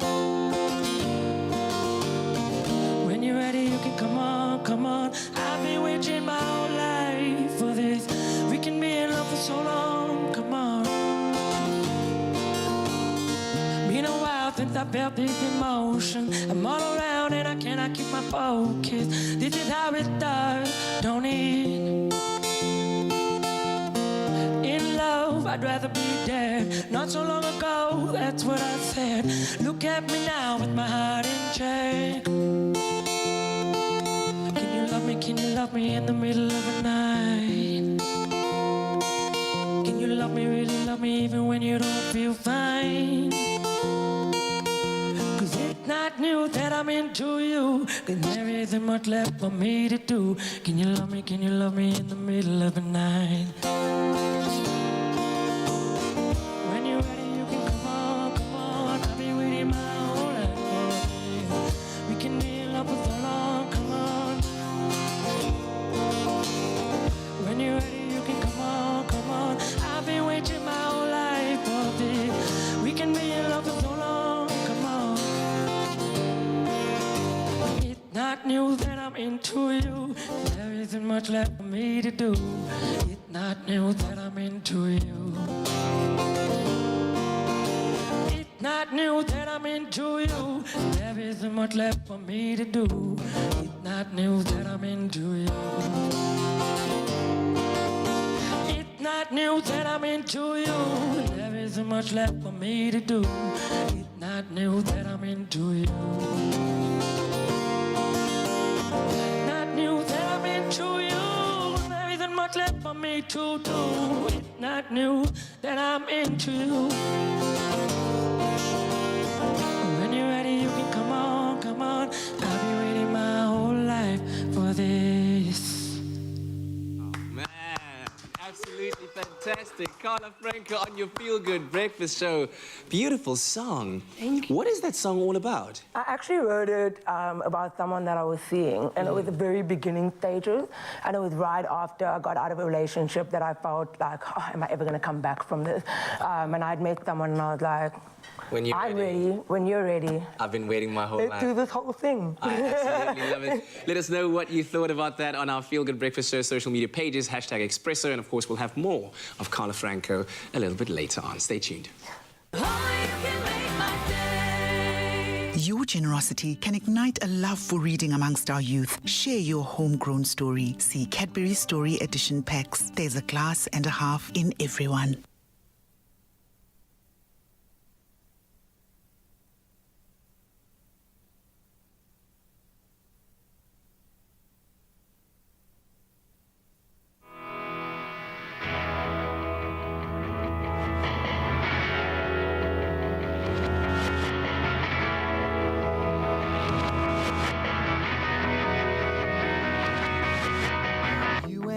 In a little toy shop, buy a bag of balloons with the money we got, set them free at the break of dawn, till one by one they were gone. Back at base, bugs in the software, flash the message.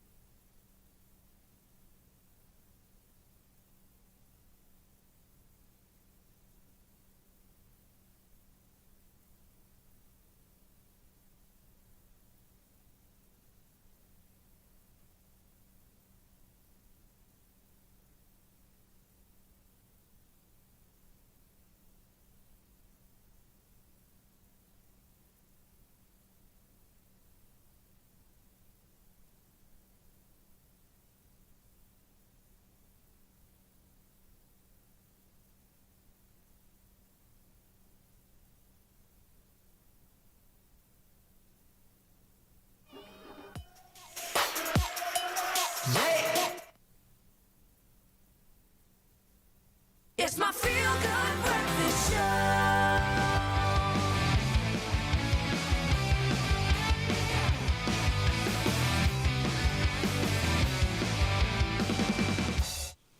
Yeah, we're supercharging your Monday morning with that soundtrack to get you ready for our sports chat with Mike Pedro. Of course, lots to talk about when it involves the Rugby Championship, which came to a head this weekend, with New Zealand lifting the title. And of course, the results on the day saw South Africa beat Argentina by 38 points to 21, and New Zealand thumped Australia 40 to 14. Let us know your thoughts on the South Africa versus Argentina match. I'm sure a lot of heads that would be sunken right now, Carl, because despite the victory, we didn't get the victory, right? Yeah, I was wanting Australia to win so bad, and then the results came in, and I was like, I did. But it's okay, you know, we still beat Argentina. That's fine. I'm happy. So let's get your thoughts. 063-408-8863. And of course, with us to review the match, sports producer and anchor, Michael Pedro. And you did call it, Mike. You did call it. Not that you... I got it right for once. Yeah. Yeah, well, they don't spot it the first time. The other predictions about Liverpool were off, but okay. Right, so this particular matchup, I liked what I saw for a stage. And then I feel like people looked at Jacques Nienaber and said, you know what? Let's try and freestyle a bit. Yeah. And that's where the discipline problems. I told you about the discipline problems. And then Argentina were allowed to get back into the game. Yeah. What happened? It was basically a carbon copy of the first time we played Argentina, There we where go. we were disciplined in the beginning. I think what I would have liked to have seen from the beginning is a little bit more creativity from South Africa, because you know going into the game you have to win by 39 points. So you can't really stick to your normal game plan, because that doesn't usually get you that many points in a match. And against Argentina, who know exactly what you're going to do, you need to try something different. Yeah. And I think you only really saw that towards the end of the game, where we started keeping the ball in hand a little bit more, then started creating from there. I thought before that there were too many kicks from South Africa because that gave away possession. You need possession to score tries. And we needed to score, I think, 7 tries, 5 tries. Yeah. So you have to keep the ball in hand when you have that margin to make up. And I think that's probably where we lost it a little bit, is that giving possession away, giving territory away as a result of that. And that's sort of how Argentina got back into the game. Yeah. I mean, does that kind of speak to the style of rugby that Jacques Nienaber has introduced into the Springboks right now? Because, like you said, carbon copy of the first game that we played against Argentina, who themselves deserve credit for a fantastic performance and getting into the game and trying not to make it easy for the Springboks. It was never going to be that kind of giveaway performance, right? But do you see this as a bit of a problem that we're experiencing as the Boks? Yeah, I think it's been a problem even since Rassie Erasmus was head coach. It's South Africa have plan A, and then plan B is to just do plan A better. That's literally what the coaching staff have said. So, I mean, you've got to think about that and say, well, if plan A is not working, doing plan A better is not automatically going to guarantee success. And you need other options. I mean, we have so many flair players in our backline that hardly ever get used. I think Mapimpi probably touched the ball like 5 times in the whole game. Wow. And 3 of them was probably on defense while he was making a tackle on the Argentinian winger. So you've got to look at this and say, well, you've got these guys. Obviously, Lucanio wasn't there for the last couple of games. But when he's fit and he's there, he has that flair factor in the middle of the field. Mapimpi on the wing, Kanan Moody, Kurtley Arendse. You've got all these guys. You utilize them for what they got picked in the Springbok team for. Because that last try that we scored was a prime example of giving the ball to the players, the X-factor players in the team, and allowing them to make something happen. And we didn't do that enough throughout the game, I didn't think. The problem is that when you're fixated on a certain gameplay, you're not going to take contact in the center to allow the wings some room. And that's what happened to us, that we didn't unleash these guys.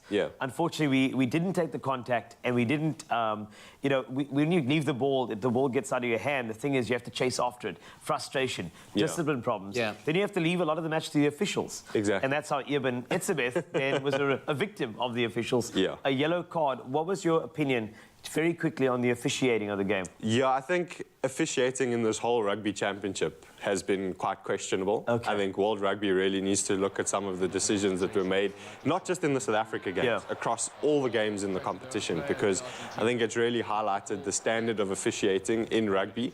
And I think it's a lot different to football. You always hear coaches, players criticizing the ref. But rugby refs never seem to get criticised, and you get instances like this where this is given a yellow card. And then literally 5 minutes later, Argentina have a high tackle on Kurtley Arendse, and it's just a penalty. So you've got to weigh up those situations, and I think at the moment the refs aren't really doing that. Yeah, despite that, though, I think we all have to admit that New Zealand were deserved winners of the championship. Would you say? I would think so, yeah. I mean, they came through a tough patch where they were losing to Argentina, they lost to Australia. So you've got to give Ireland them... as well, isn't it? Yeah, you've got to give them credit. It hasn't been a typical All Blacks year, if I can say that in terms of results. But they're still winning titles, and that's the mark of a good team. Even when you aren't playing well, you're still winning trophies, you're still putting in decent enough performances to get results when it matters. So you've got to look at them and say, as much as there's been a lot of turmoil around the camp this year and questions about Ian Foster as coach, they've pulled out what they wanted to do at the beginning of this championship, and that's get another victory. And you can't look past that. And it's going to be interesting to see how all these Southern Hemisphere teams now do on the end-of-year tour, especially New Zealand. Absolutely. Mike, thank you very much. As always, a pleasure to chat with you. What would have been a delight to come at you on Monday morning and talk about the celebrations of winning the Rugby Championship after Heritage Weekend is unfortunately not there, but I think we are still very proud of our boys ultimately for putting up a brave performance. A pounding. Speaking of which, Zoe Brown.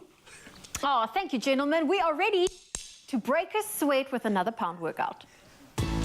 Gynagard, feminine hygiene mastered. Oh, I had a lot of fun. If you've missed it earlier, you're just in time for our second pound workout. And it's all about becoming more confident in our personal feminine hygiene as well when working out. And Gynagard is there to help to make sure that we are comfortable. And joining us to take us through this workout this morning is Pound Fitness instructors Hayley and Anzet, as well as Liam is with us as we get into another workout. I just want to like hit these sticks. It's so incredible. Well, just have fun with it. Follow us, as we say in class, follow the green sticks. They will show you where you need to go. Okay. But this one, give it some attitude, okay? A lot of attitude. I want to see it come through. I'll try my best. Because this one has a lot of oomph. A little oomph. Well, let's get the music going and get the oomph going.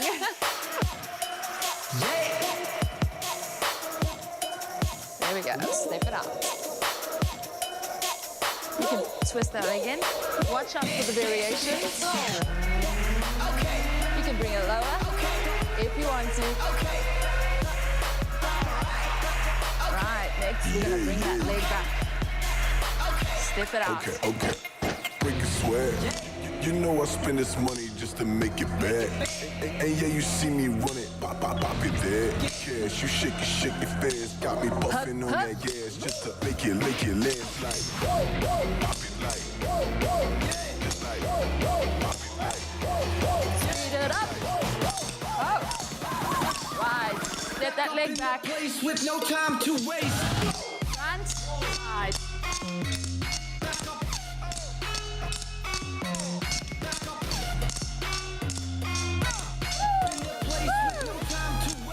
Right. Step it forward. Woo. Come on, Zoe. You got this. There you go. Hand-eye coordination next level. Right, back to the start. Break a sweat. Okay, this is what I like. You know I spend this money just to make it back. It's doable. And yeah, you see me run it, pop There we it go. there. Cash, you shake it fast. Got me puffing on Right, that bring gas those feet just to together. Make it last Step like. it out again. There we go. Strong arms. Puffing on that gas just to make it Double tap. last like. There we go. Pop it like. Just like. Speed it up. Right, take that foot back again. Up in the place with no time to waste. There we go. Woo! Feel free to bring it up to speed if you need to. Right, step out.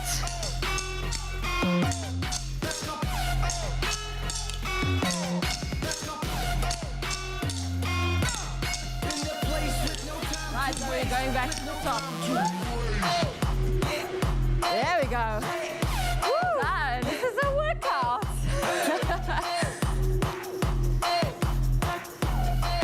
All the way to the end. Drive that car.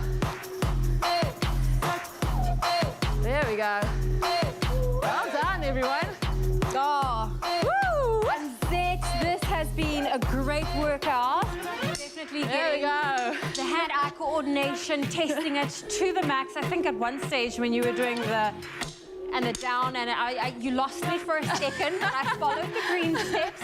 Thank you for that workout. When we want to get into Pound, where can we get more information to make sure that we can So firstly, you can go to the Pound website, okay? It's www.poundfit.com, or even better and closer for us here in South Africa, because Pound comes from the US. In Virgin Active clubs all across South Africa, you'll be able to find them. Oh, okay, so check your local timetable. You'll find the Pound workouts. Oh, well, there you go. And we're going to continue to highlight the importance on everything, especially when it comes to personal feminine hygiene. And today, we have our final lucky winner of our GynaGuard hamper worth 1,000 Rand to announce. And all we asked was this simple question: what foods affect your feminine hygiene? And this is, in fact, your feminine health. That was the question. And can we say congratulations to Nomtandazo Boyce, who is our winner of that hamper.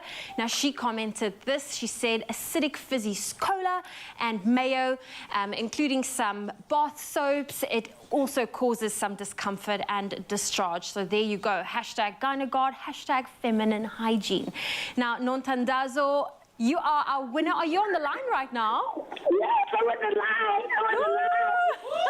I'm loving your energy. Nomtandazo, I needed you here in studio today for a Pound Fitness workout. Oh my word, I can't even hear my family. They're screaming, they're happy. Oh, we are so happy for you. Congratulations. Now, I need to ask you the obvious question, but how does it feel to be the winner? I feel great. I'm over the moon. Oh, well, listen, we are so happy for you. Now, you commented on being very, specific when it comes to the different foods you take. Why is it so important to you to follow a good feminine hygiene routine? Because it's very important as a woman to take good care of yourself. There are some sicknesses that can happen if you don't take good care of yourself. Oh, you are spot on, and it's best to be proactive. Congratulations, you are our winner. Thank you very much. There we go. Well, Gynagard has feminine hygiene. They've got it mastered, and we've been learning more and more about it each and every week. And of course, it was great that you got to join us on this journey. And of course, we did enjoy this Pound Fitness class, and we'll be back for one more just before 9 o'clock. Gynagard, feminine hygiene mastered.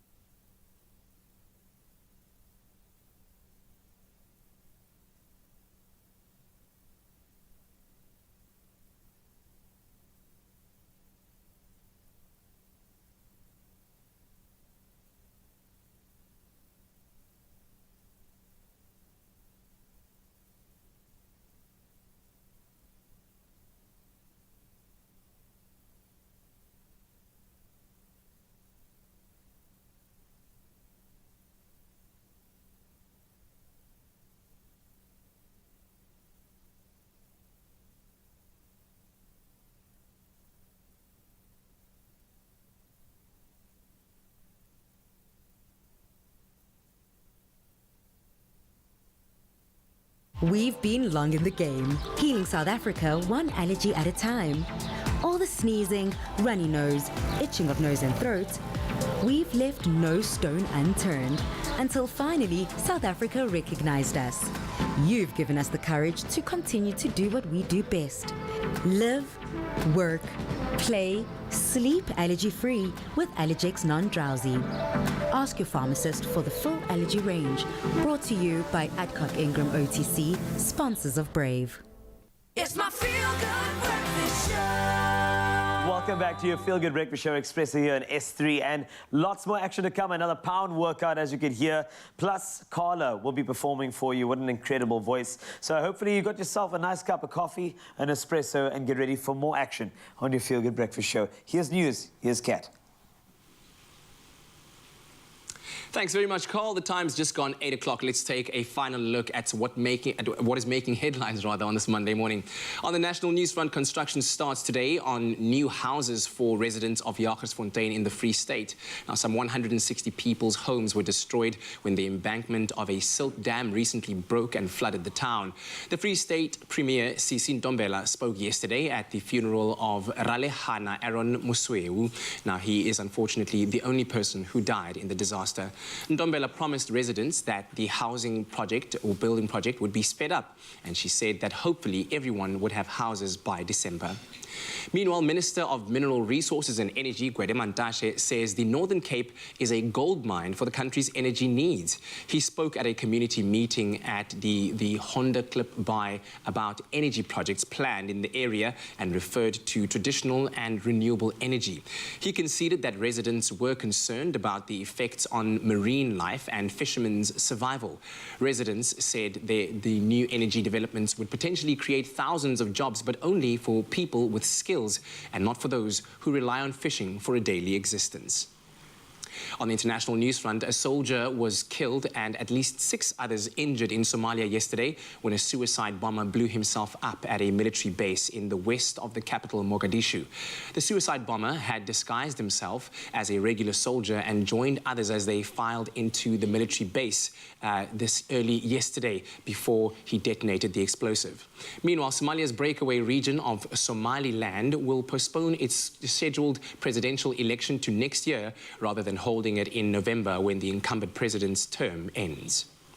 In other news, South Korea has held an emergency security meeting after North Korea conducted a ballistic missile test off its east coast yesterday morning.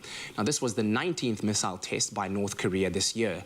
North Korea presumably carried out the missile test in response to the arrival of an American aircraft carrier in South Korea on Friday, and also because of the expected visit of the American Vice President Kamala Harris. America and South Korea start joint military exercises in the coming week, and South Korea says North Korea's missile test is mere defiance. Now, the following report is indeed proof of putting your money where your mouth is. Tom Hardy, A-lister action star of movies such as Mad Max, Legend, The Revenant, Black Hawk Down and Venom, has just won gold at the 2022 Ultimate Martial Arts Brazilian Jiu-Jitsu Open Championships hosted in the UK for a global non-profit charitable organization. Hardy entered the competition using his first name, Edward, rather than his well-known stage name. Now, although organizers knew the star would be coming, they kept it to themselves to prevent masses of people turning up and distracting him. The 45-year-old English actor said it was an honor to represent the non-profit organization Reorg, which works with veterans, active military and first responders to use Brazilian jiu-jitsu and fitness training as a form of therapy. He holds a high-level blue belt in jiu-jitsu, and Hardy's comment after bagging that gold was, quote, "Simple training for me as a hobby and a private love has been fundamentally key to further develop a deeper sense of inner resilience, calm and well-being." Well, that's an extraordinary note to end on. Right now, let's continue with news from the sporting world. Here's Carl.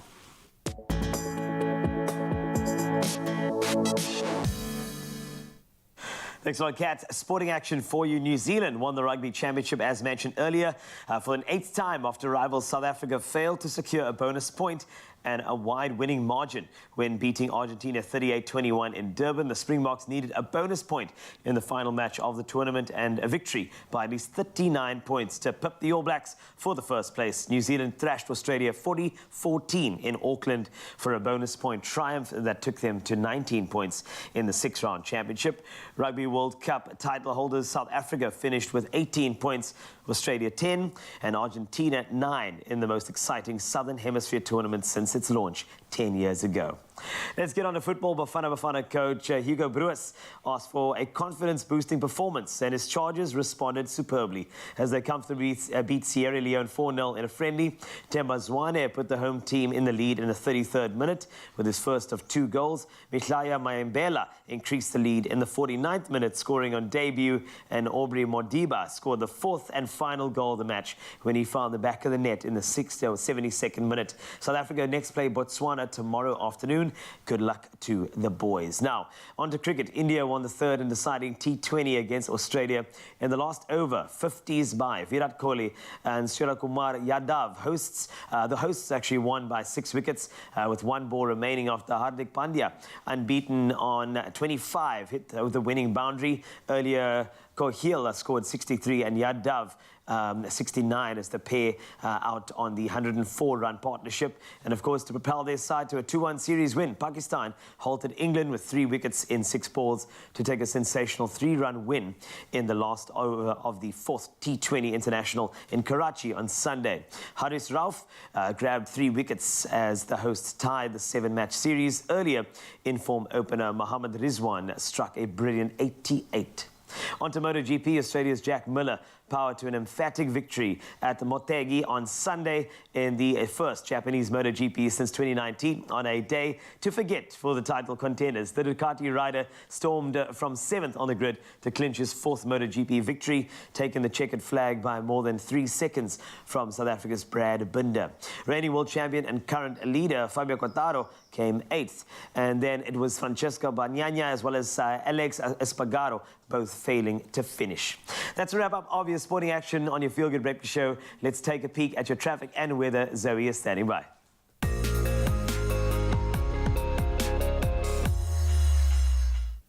Thank you, Carl. And we start off with traffic in Mount Edgecombe in KZN. Now, there's ongoing roadworks on the N2 bi-directional between Kwamashu Interchange and Mshlanga Interchange. Now, lanes are restricted. Please drive carefully. Then moving to the N2 Cape Town, there's a vehicle that's broken down on the N2 inbound. It's at the N2 M3 interchange. There's also lane closures, so please approach with caution. Then in Johannesburg on the R21 from Johannesburg en route to Pietermaritzburg on the R21 North, there has been an accident with a truck. Please approach with caution and try to use an alternative route this morning. Well, that's where we leave your traffic. Let's take a final look at your weather.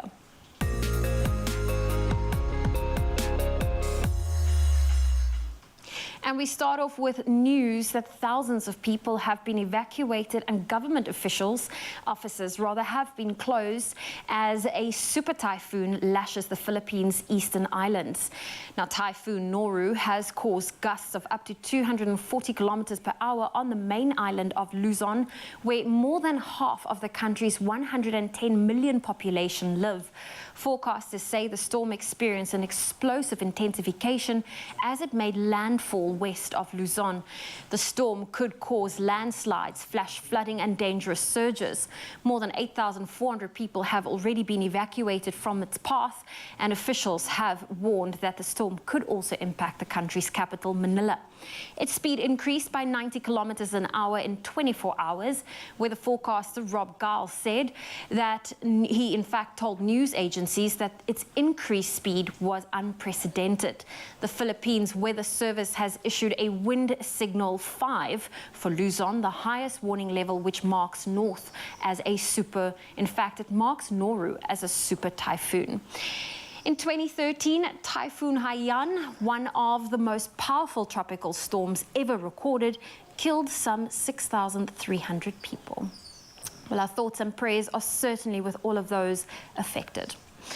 Well, let's take one final look at those sunrise views that you share. First up, we have Nikki from Durban showing off a breathtaking view of the sun as it lights up the sky. And this was from her morning walk with a hot cup of tea in hand. And then Maureen Turner shared this photo from the top of her balcony as the sun's peeking over the mountains in the distance, snapped in Durbanville. Then Mrs. Nirmala snapped this photo from Cape Town International Airport as she makes her way to the UK for a little bit of a holiday to see family. Have a wonderful time, Mrs. Mirnima. And last up, we have this gorgeous video that was sent in by Sari from Bella Bella. Listen to those glorious birds enjoying a beautiful view of the sun. And that's, of course, as the sun peeks through the naked branches. What a perfect way to start your Monday morning. Thank you for sharing that video. If you have a video or a sunrise photo you would love to send, please do so on our WhatsApp line. That number is 063 408 8863. Well, let's look at those temperatures. Polokwane, your low is 14, your high 32. Mbombela 19:34, Pretoria 17:31, Johannesburg 16 with a high of 30. Sunny in Mahikeng, 16 is your low, 34 your high. Klerksdorp 14 with a high of 35. Kimberley 14 with a high of 30. Partly cloudy conditions for Bloemfontein, a low of 12, a high of 31. Sunny in Richards Bay, 21 with a high of 28. Pietermaritzburg 16, 29. Durban 20 with a high of 25. Rainy conditions for Mthatha, a low of 15, a high of 23. East London 17 with a high of 24 today. Rain can be expected in Cradock, a low of 10, a high of 25. Gqeberha, your low is 15, your high 20. Rainy conditions for George, 12 with a high of 19. Cape Town 10 with a high of 17. Worcester 5 reaching a high of 20. Sutherland, your low is 0, your high 17 for today. And Uppington, expect a low of 10 and a high of 26 degrees Celsius. Well, that's where I leave your weather on your Feel Good Breakfast Show. Thanks very much, Zoe. Now, our Monday morning has been beautifully punctuated by music from an extraordinarily talented young artist who goes by the name Carla Franco, whose debut album called Chapter 1 has catapulted her into the hearts and the ears of many adoring fans out there. And yeah, rightfully so, we are newly found fans of hers, and she's about to give you another one of her beautiful performances with a song called Sunflower Girl.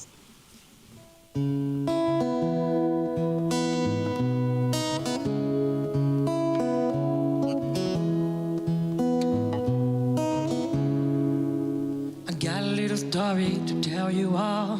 Grab a little wine and someone to call. Maybe make the process a little faster to grapple this mind of a disaster. Do whatever you gotta do and gather around. Do whatever you gotta do to come around.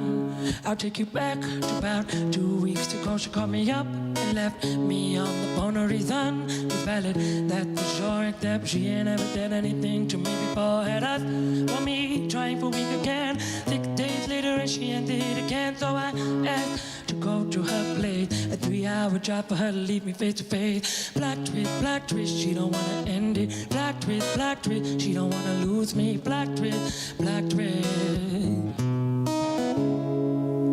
You out your thing, I ain't acting classy. When all you've been to me is nothing but trashy. While it can be easy if it just isn't bad vibe. Please don't bring that to my side. While it doesn't even matter. Sunflower girl, could have given you my whole goddamn world if you put yourself together. You know before you let her say hi to Anne, we both deserve better. Sunflower girl, could have given you my whole goddamn world. No. Sunflower girl, could have given you my whole goddamn world if you put yourself together. You know before you let her say hi to, 'cause I deserve better.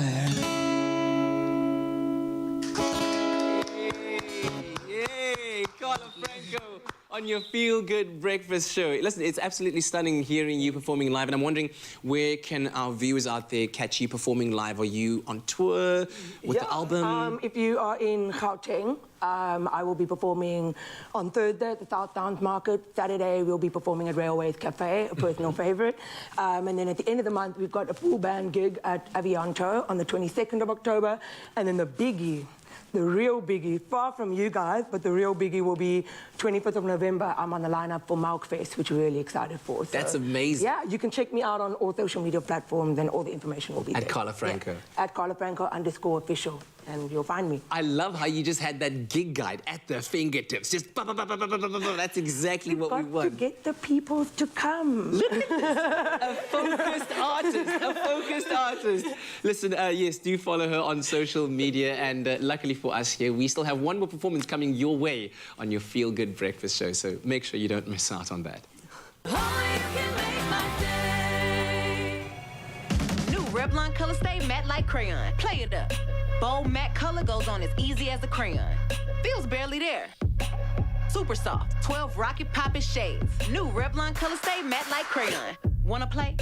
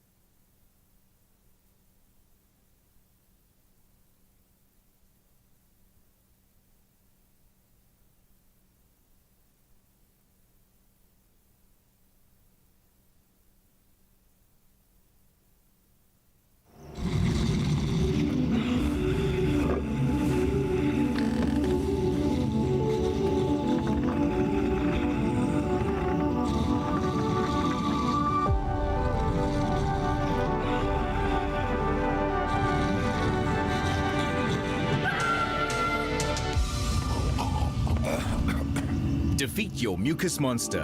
Mucofizz. Loosen mucus and phlegm for clearer airways. Brought to you by Pharmacodynamics. It's my feel-good breakfast show. Welcome back to your Monday morning on your Feel Good Breakfast Show. I hope it's been a great start after what was an equally amazing Heritage Weekend for you. And we're still all about celebrating all things heritage. We are indeed, and fueled by an unrelenting hunger for new things, the 5FM Drive team, led by Hammond Man or Hammond Time, are on their 6th edition of the Heritage Tour, a series of outside broadcasts that focuses on showcasing the country's top destinations and some of those beautiful hidden gems. Whew. All right, we made it, Mzansi. We're back. We're live right here and doing something special. And I had to bring Nick to this spot. For me, it's a place that has stood out for so many years. As a kid, I have nothing but good memories from this place, man. Fish and chips for me and my family was like the good times, brother. And I think it's really important, obviously, like you said, you're on the Heritage Tour with the 5 Drive team, and just to get a bit more of the culture, for me, this is something important. So I wanted to introduce you to a beautiful lady by the name of Najma over here. Najma, how are you doing? Very well, thanks, and you? It's so good. I brought Nick along, obviously, from the 5 Drive team to experience some of the beauty of the harbour and also the people, but also fish and chips is a classic, right? But maybe we can talk about some of the history behind it. I mean, this place has been around for years, but I've never really found out about why and how this place actually exists. I mean, what started it all? Oh, it started in 1951 when a German guy came to Cape Town and he pulled a bus here, kitted it out as a nice shop, and that was the only shop here that serviced the harbour area. And my mom took over in '68. And 20 years later, in 1988, my husband and I bought it. Oh, wow. Yeah. And for you, I mean, you've been here for quite a while. You've I had was a lot 11 years old, yes. A lot of responsibility, I can imagine. Yeah. It's hard work, 7 days a week, but it's also very rewarding. I'd be fascinated to know from your perspective, what is the reason that this place has been as long-lasting as it has? I think we are in a fantastic setting with this view of Chapman's Peak and the seagulls, and there's a lot of love going into that fish. Well, Mzansi, there you have it, another epic addition to this Heritage Tour with the 5 Drive team, and I'm absolutely loving this. And I think for you out there, if you are coming through to Hout Bay Harbour, definitely come chat to Najma. She's got a rich amount of stories to share with you on the history of this place and obviously the flavours too. Well, I think we've built up an appetite. You ready for this? I certainly have. I think it's ready. Is it ready? Here we Najma, are. thank you so very much. See you Right, later. enjoy. Yes, let's go. Fish and chips for breakfast, yes. That's the way to do it. Listen, now, Nick Hammond and his team are off on the Heritage Tour, and we're sticking with the theme of road tripping as they are. It's time to talk about money and, of course, petrol, which chows a lot of our money. I won't be the first person to point out how exuberant the petrol prices have been, but I do want to open a conversation to you at home and to us here about how do we cope when it comes to doing things a little bit differently as a result of the petrol prices that are constantly changing in an upward trajectory.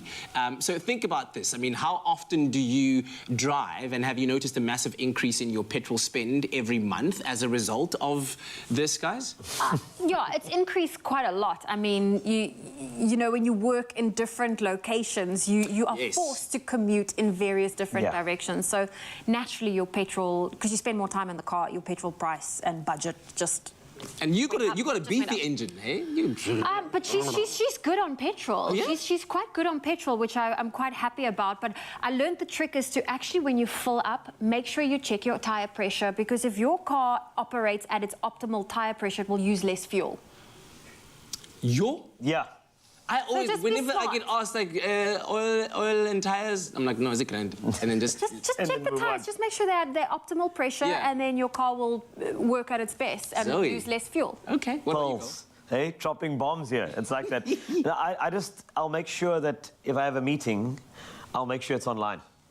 Because then you don't have to drive to a venue. I mean, I miss people, don't get me wrong, but given the petrol price, it kind of gave us that old school COVID feeling where let me go into Zoom or Teams and have the meetings there. So today, after the show, I got 3 meetings on Zoom. There we go. Okay. Instead of going to town and then that place and that place. So that's the vibe over there. You're driving. How has it been going? I immediately go on eco mode. Okay, good. I drive, so it's actually part of the routine. Get in, start the engine, eco mode. Yes. And then I cruise a lot. So because a lot of the trips that I do from this side of the mountain to town involve a bit of uphill and then a lot of downhill. So I let the road take me. I let gravity do the thing. Oh, That's perfect. That's a And also I find going onto cruise control and kind of regulating the speed, keeping it consistent or constant, does really help with the consumption of petrol. Yeah. The pulse. So the other question we have for you is, are you intentionally driving less frequently or finding other ways of getting around? Oh, I found other ways, except no linksvoor. I'm a passenger. I'm now a passenger. Not in my car. Okay, all right, fair enough. I've been trying to make sure that my home is the entertainment destination. That's People come to you. So people can come to me. If you want to come to me, I'll sort you out. But I want to make sure that my space is comfortable. So I can do my meetings there, but have the separation where I can chill with the fam, a bit of a braaitjie, a bit of a good movie with some good sound for that movie. So I'm trying to make sure that my own space has enough entertainment for me to stay in that little spot. Fair enough, fair enough. I do find I do drive less frequently. I'm more intentional about it. Like if I'm going somewhere, I've got to be going for a reason. It's not just, okay, well, let's go for a drive because I like it. But I miss those kind of drives in the morning. So a question to you now. Has the petrol increase forced any lifestyle changes in your day-to-day life? Maybe less joy drives as we're talking about, less ad hoc shopping, some things like that? Oh, I've been very intentional not to actually buy things I don't need. I think, you know, with the interest rate going up, so everything has gone up from your bond repayments to your house to your fuel. Luxuries like buying a new dress has become far and few in between. Okay. I am thinking You're of buying really disciplined with the money. Yeah, she's only down to 5,000 dresses now. It's really a bad time for her. So just...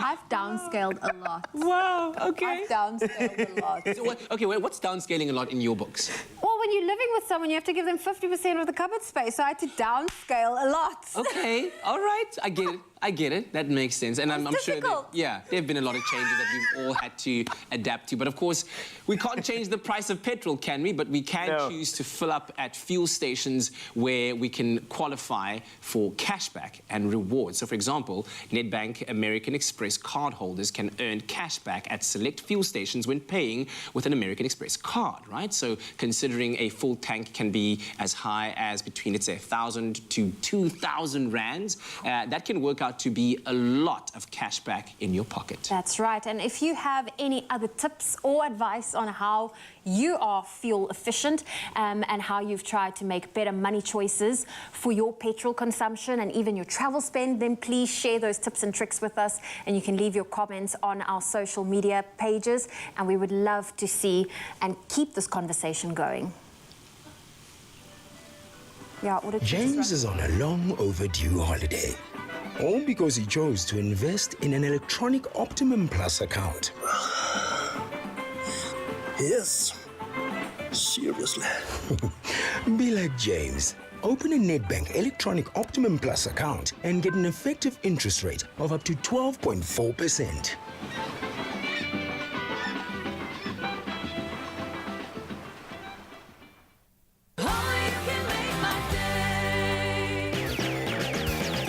Switch to Red on SA's leading network and save up to 10,000 Rand when you trade in. Get the new Samsung Z Flip 4 on a 600-minute Red Core More voice plan for 1,439 Rand per month over 24 months. Plus, get a 1,000 Rand Shop Gert voucher and enjoy more benefits and rewards. Further together, Vodacom.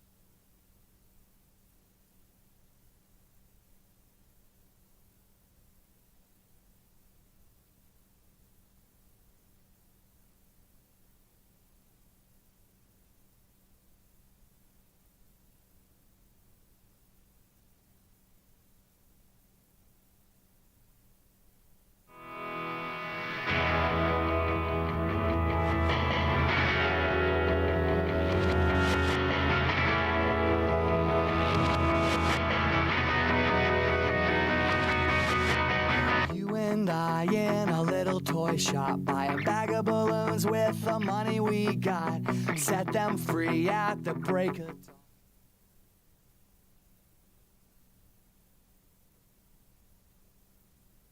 It's my feel-good breakfast show.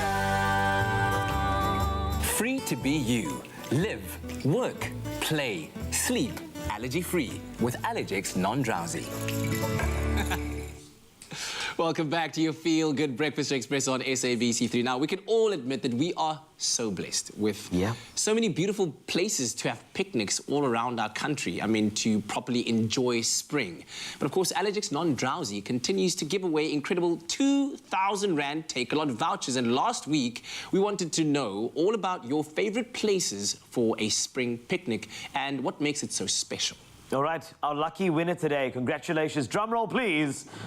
Make some noise for Jeanette Russ. Congratulations! Go, Jeanette! Well done, Jeanette. Yeah. Jeanette wrote this beautiful piece over here. I want you to read it slowly and delicately. Here it goes. Having a picnic at one of the designated spots along Chapman's Peak, driving along the scenic route is awesome, and the views are spectacular. Yes. One of my favorite places to take visitors. Hashtag AllergexND, hashtag Expresso Show. I feel like I was right there. Right? You made me feel like I was there. I closed my eyes and I was taken away. Hi, Jeanette. Good morning.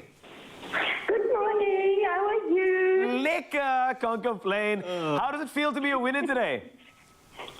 I am absolutely stoked. I'm happy. And wow. I love that. It's a fantastic surprise. Thank you. Oh, we're so glad that we could be part of your Monday morning. Tell us about some of those picnic essentials when you're taking friends or visitors out on these epic picnics that you were describing. We pack everything possible, from drinks to sandwiches to meat stuff that can't spoil easily. And we spent an entire day. Oh, that's lovely. And at Chapman's Peak, they are the designated spots. Yes. And the scenic route between Haupe and Noordhoek is about 9 km. And it's got spectacular views over the Atlantic Ocean. Oh, Jeanette, we can hear that. You're definitely an expert. You've been on this tour guide multiple times. You're tour guide vibes there. Jeanette. Supporting our local Cape Town spot. Lovely. You got a 2,000 Rand Take-A-Lot voucher. What do you plan to do with it, Jeanette? You know what? With Eskom being so bad now, we have decided a mini UPS to keep our Wi-Fi on. Oh, there we go. That's an excellent one. I think that's absolutely well done on that. Well thought through. Yeah, definitely. Well done, Jeanette. Congratulations to you, Jeanette. Thank you so much. I appreciate it. And have a wonderful Monday and the rest of your week as well. Well, for you at home, there's no need to wait or for an excuse for you to get out there and enjoy spring, especially not when you have Allergex Non-Drowsy. If you want to know how you can be the next winner of a 2,000 Rand Take-A-Lot voucher, courtesy of Allergex Non-Drowsy, please keep watching. Spring is glory. Oh, bless you, man. Bless you. Unless you suffer from allergies. But that has all changed with Allergex Non-Drowsy and the wonders of spring competition on Expresso this September. So stand a chance to win a daily giveaway Monday to Friday of a 2,000 Rand Take-A-Lot voucher to spend on the best outdoor living gear. I love that. So answer the weekly question on the Expresso Facebook or Twitter pages and include that all-important Allergex ND. The competition runs from the 1st till the 28th of September, and those terms and conditions do apply. Good luck and bless you, man. Well, we are back with our third and final pound class, Haley and Anzette alongside Liam. They've been giving me all of the pounding. It's been intense and it's been a lot of fun. And if you've missed our first 2 sessions, then you're in luck because we have our 3rd and final one. Now, Pound Fitness is about using 2 sticks to beat to the rhythm of the song while also having a great workout at the same time. I can contest to this. I can, in fact, confess to this, that it's really been a burning workout, especially on the legs. Now, we're on the floor, which means it's Liam. This is going to be an ab workout. Yes. Okay, well, let's get the music going and you're going to take us through this. Lean back, feet together. The song starts, sweep, sweep. The side. Ready? Bag of balloons with the money we got. Set them free at the break of dawn. Double. They were gone. Hop, hop. Back at base, plugs in the software. Flash the message. Something's out there, floating in the summer sky. 99 red balloons go pop. Hop, hop. Hop, hop.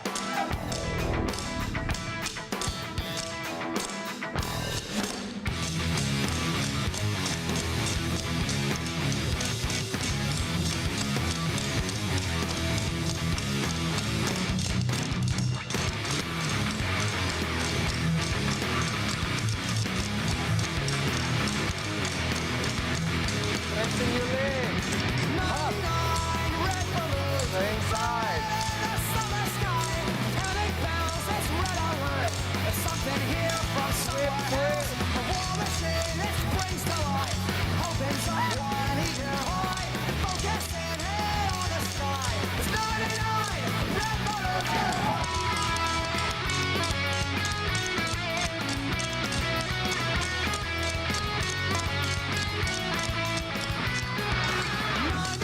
Decision Street, 99 ministers meet to worry, super scurry. Call out the troops now in a hurry. This is what we were waiting for. This is it, boys. This is war. The president is on the run. It's 99 red balloons go high.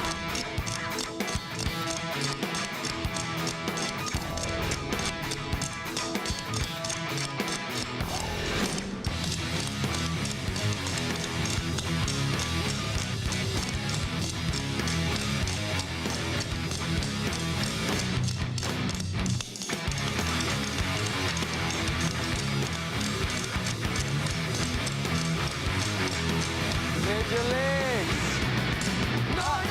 These Kriegs bin ich da. Streichholz und Benzinkanister. Hier denn sich wir schlaue Leute. Wettertisch und Wetterwoche. Wie Fabrik und Wolkenmacht. Man, wer hätte das gedacht? Dass es einmal so weit kommt. Wegen 99 Luftballons.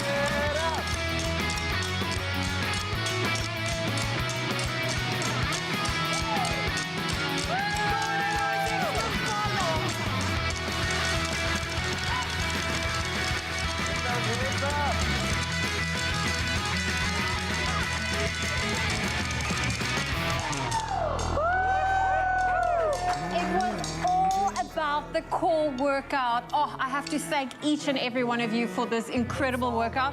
My hand-eye coordination is not where it should be, but I think with a few more pound classes, I'll definitely get there. Make sure you check them out. And of course, thank you so much for joining us. Can we give one final little... There we go.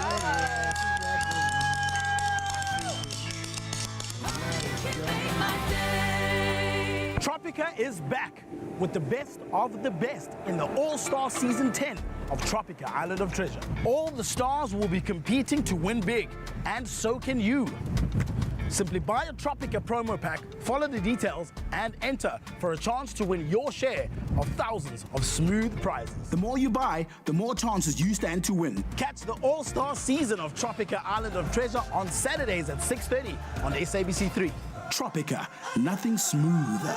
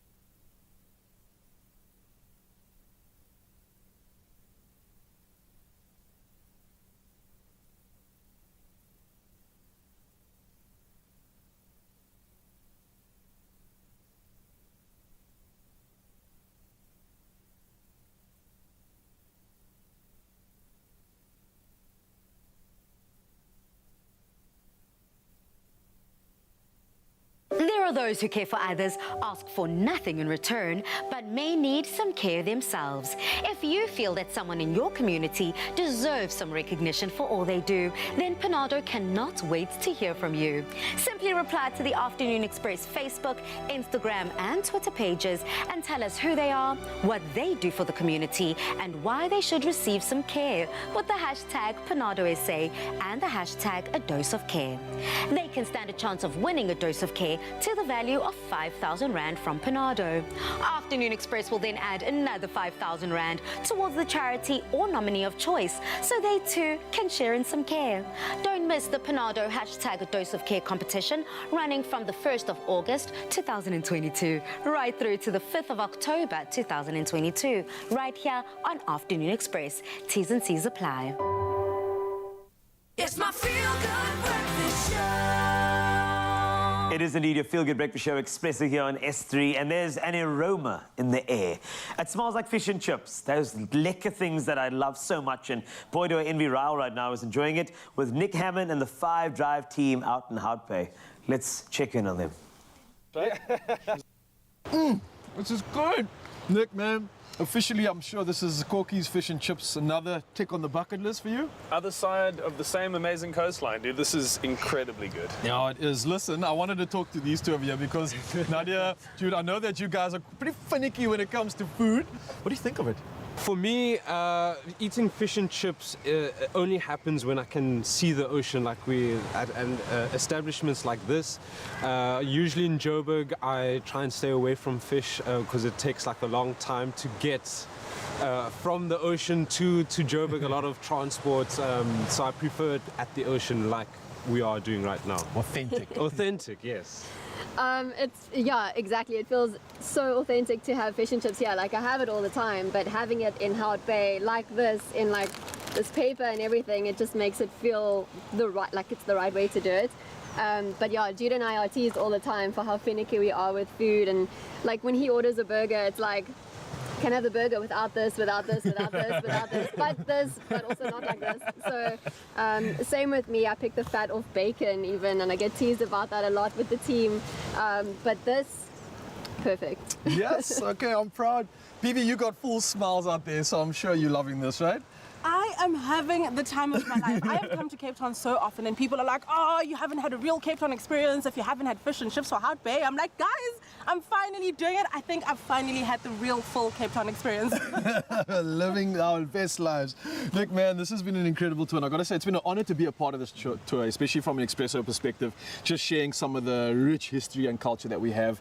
What's some of the highlights been for you? I mean, you're not even halfway there, but yet I'm sure this has been magic for you, right? Well, thank you. And I mean, it's important for us to connect with Expresso because you guys also get to speak to the whole country every day and do what we're trying to do, which is write a love letter to South Africa. And over the course of just the last week, we had a massive focus on students. So being both at the University of the Free State as well as Potchefstroom, we got to go and meet with young South Africans and understand as much as history and heritage is about what's happened, what is happening now and where are people going and what do young people think about the country.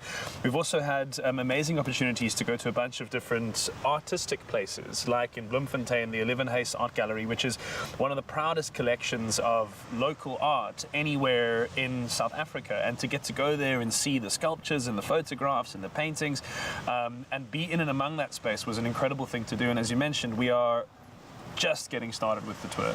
Oh, just getting started, and I got to say, just absolutely blessed to be in a country like this, Mzansi. I mean, what is not to love about experiences that are so rich with everything that makes our city, our country, and everything about it that much more incredible. So we got to get to enjoying these beautiful servings of fish and chips, and it's something that you, Mzansi, definitely need to do too. And what can I say, guys? I wish you nothing but the best of luck and enjoy the rest of your incredible heritage tour. The 5 Drive team, you've got a special place in my heart, and I think for Mzansi, they can definitely agree. So yeah, we're going to get eating and back to you in the studio. Enjoy. Yum! So we're putting the final touches to our high tea celebration with Golden Cloud, and this week our final stop is Australia. Now known for their versatile yet refined cuisines, Australia is the perfect place to grab a cup of tea and truly enjoy what global cuisine has to offer. And our final celebration begins with passion fruit melting moments served with Billy tea. And this deliciously buttery biscuits are filled with a zesty passion fruit buttercream paired with the subtle earthy lemon tea, and it's going to make your high tea absolutely stunning. It wouldn't be the same, of course, without our friends at Golden Cloud. And Jenny is here to show us how to put it all together. Great to see you, darling. Jenny. How are you? I'm good, thank you, sweetheart. It's good to be back together again. Yes, absolutely. So, when you said Billy tea, I thought of a waltzing Matilda. Can you sing it? Maybe. Oh, what's that? I just know the part that goes waltzing Matilda, waltzing Matilda, waltzing Matilda with me. Something like that. Yes. I know there's a billy goat involved in that song somewhere. No, it's not. It's a billabong. A billabong. Not a billagoat. Let me just... There we go. So you've got your black tea in there, and that is lemongrass. Lemongrass that you're adding to it. Yes. Wow. And I'm going to turn the heat right down now just to get it to... That's going to be quite an interesting combination of Delicious. flavors, right? Black tea, lemongrass. Lemongrass is wonderful in a cup of tea, I have to tell you. And does black tea just usually take to a lot of different flavors? So you can actually infuse it with a lot of... Oranges, lemon, ginger. Excellent. There's a lot. And I'm infusing this with some granadilla. Ah, beautiful. So what I've done is I've taken the butter and the sugar and I've whipped it into a frenzy.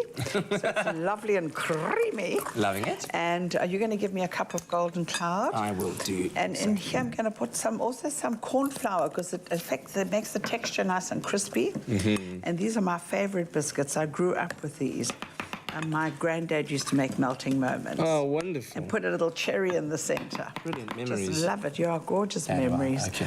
So I'll continue with this later because I want to show you I've already made some. Over here, so you're going to whip up the filling, and I'm going to make some balls unless you want to. Do you want to roll a ball with Mama? I will in a second. Let me just quickly tell everyone at home that Golden Cloud cake flour that I've just used is versatile and perfect for almost any baking recipe. It's ideal for cakes, scones, for biscuits, breads, and muffins. And of course, it is important to ensure that the biscuits are completely cool before sandwiching them with your buttercream that we've just made. Otherwise, it might just melt. So you don't want that happening, right? Okay. So how do we do that? So it's just basically taking a little bit of and try and make the balls the same size because we're going to sandwich them together. There's nothing to say that you don't put some of the filling on top and just drizzle our beautiful granadilla pulp. Yes. You know. So whichever. I'm rolling. Do I always get these spaceship-like looking balls? Oh, I is love that Your fine? balls are perfect, my love. And now what I need you to do for me is to whip that into a frenzy. There we go. That's our filling. We've got a little bit of icing sugar, and we've got some granadilla pulp and some lovely lemon zest. And then I'm going to just, while you do that, I'm going to press these down. Yes. Can I add these already into the mixer? You can go. It's basically already whipped nicely for you. And then you just stick these into the oven. They cook for about, I don't know, 20 minutes on 180. Lovely. And they're gorgeous. You know, so you can make them as big or as small as you want. Beautiful. I have made some for you. And I've made you a pot of tea as well.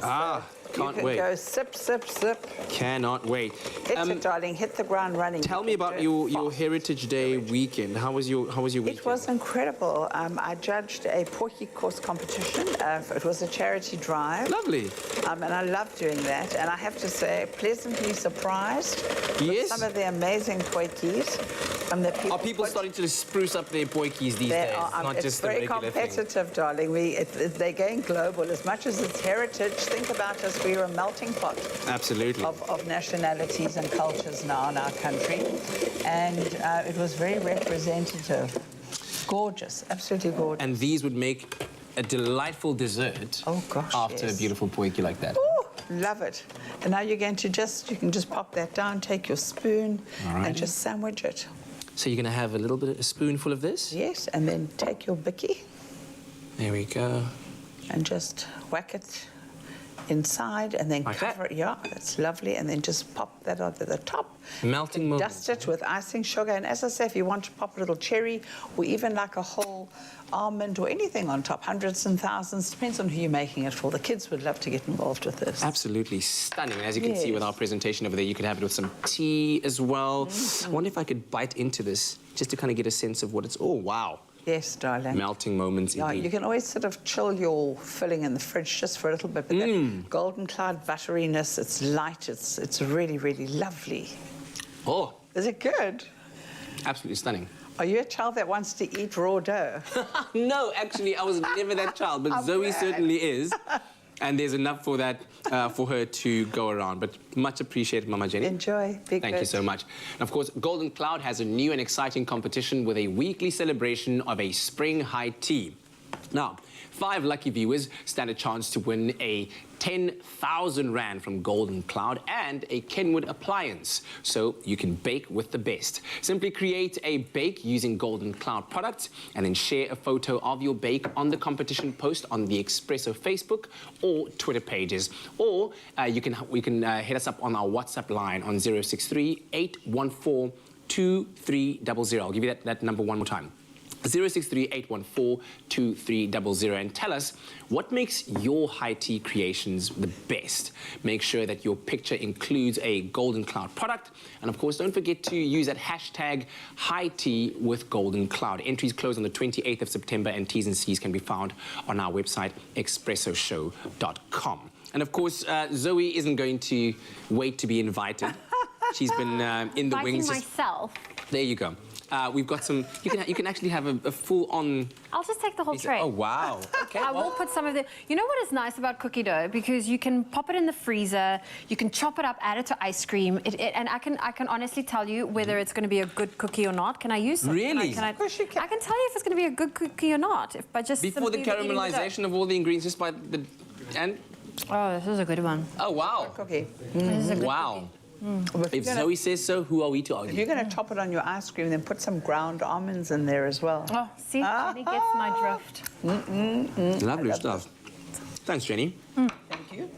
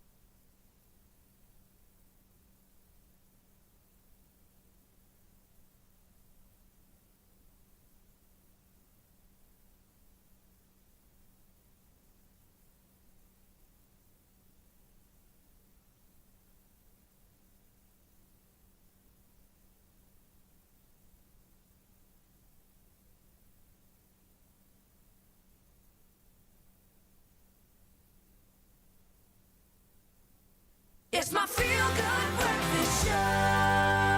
Welcome back to your Feel Good Breakfast Show, and it's been an incredible start to our Monday. We've had the beautiful and unique voice of Carla Franco in studio, and she joins us now with her last performance. And before we get into it, Heritage Day just wrapped up. We're about to approach the end of September. How was your Heritage Day? My Heritage Day was great. I actually went and watched a couple of local bands perform, like December Street and Sunset Swiss Shop and Lungelo Moyo. So I really enjoyed it. Supporting local talent was how I spent my day. Oh, it was great. Amazing. And the song you're about to perform for us is called Scared to Love. Yeah. What is this track all about?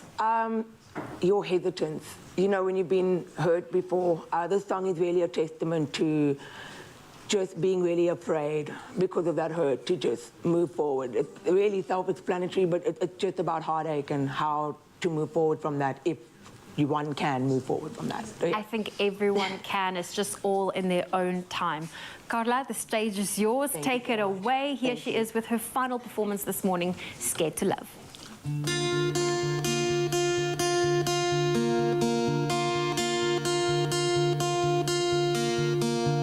I smoke too much sometimes. I don't know how to grieve you otherwise.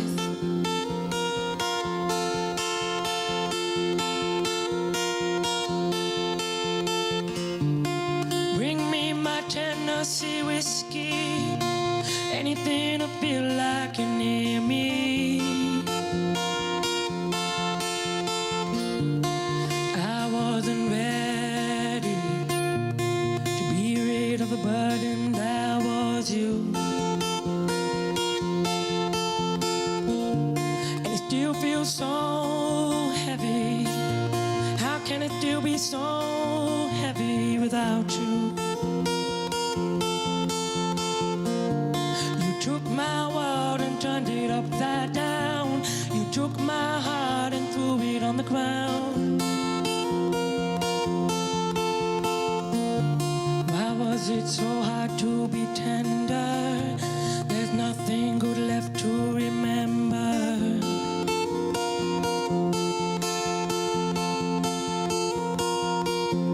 And I've been suffering, I've been recovering from you. And I can't love like I used to. So scared to love like I loved you. So scared to love and not be loved too. I say go, you say no, I say oh. Who were you though? I don't know. Got the curtains been closing up on this show. I choose you, choose you. I know I could do with some of that self-centered love too, but nothing's what it seems when it comes to you. And I've been suffering, I've been recovering from you. And I can't love like I used to. So scared to love like I loved you. So scared to love and not be loved too. I smoke too much sometimes. I don't know how to grieve you otherwise.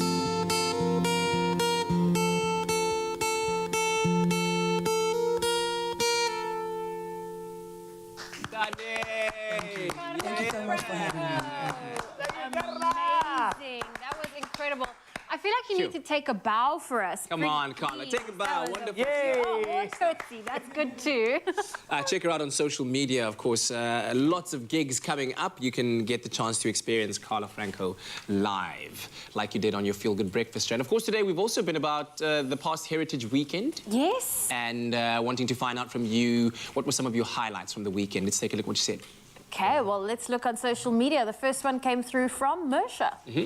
Saying, good morning, Expresso fam. Happy Monday. My Heritage Day was, as usual, a nice braai and salads with my nearest and dearest, which is, of course, my children and grandchildren, and soft music to top it all off. That sounds like a beautiful way to celebrate Heritage Weekend. Definitely. Let's look at the one from Charlene.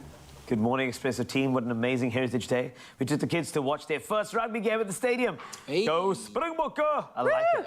Well done. Nancy saying, good morning, team. Had a good Heritage weekend with family, cooked a feast, and enjoyed ourselves. Well, it certainly is our hope that you enjoyed the weekend and this Monday morning with us. Thank you very, very much for joining us. We'll see you again bright and early tomorrow morning. We love you so much, South Africa. We'll see Take you care. then. Bye. Bye.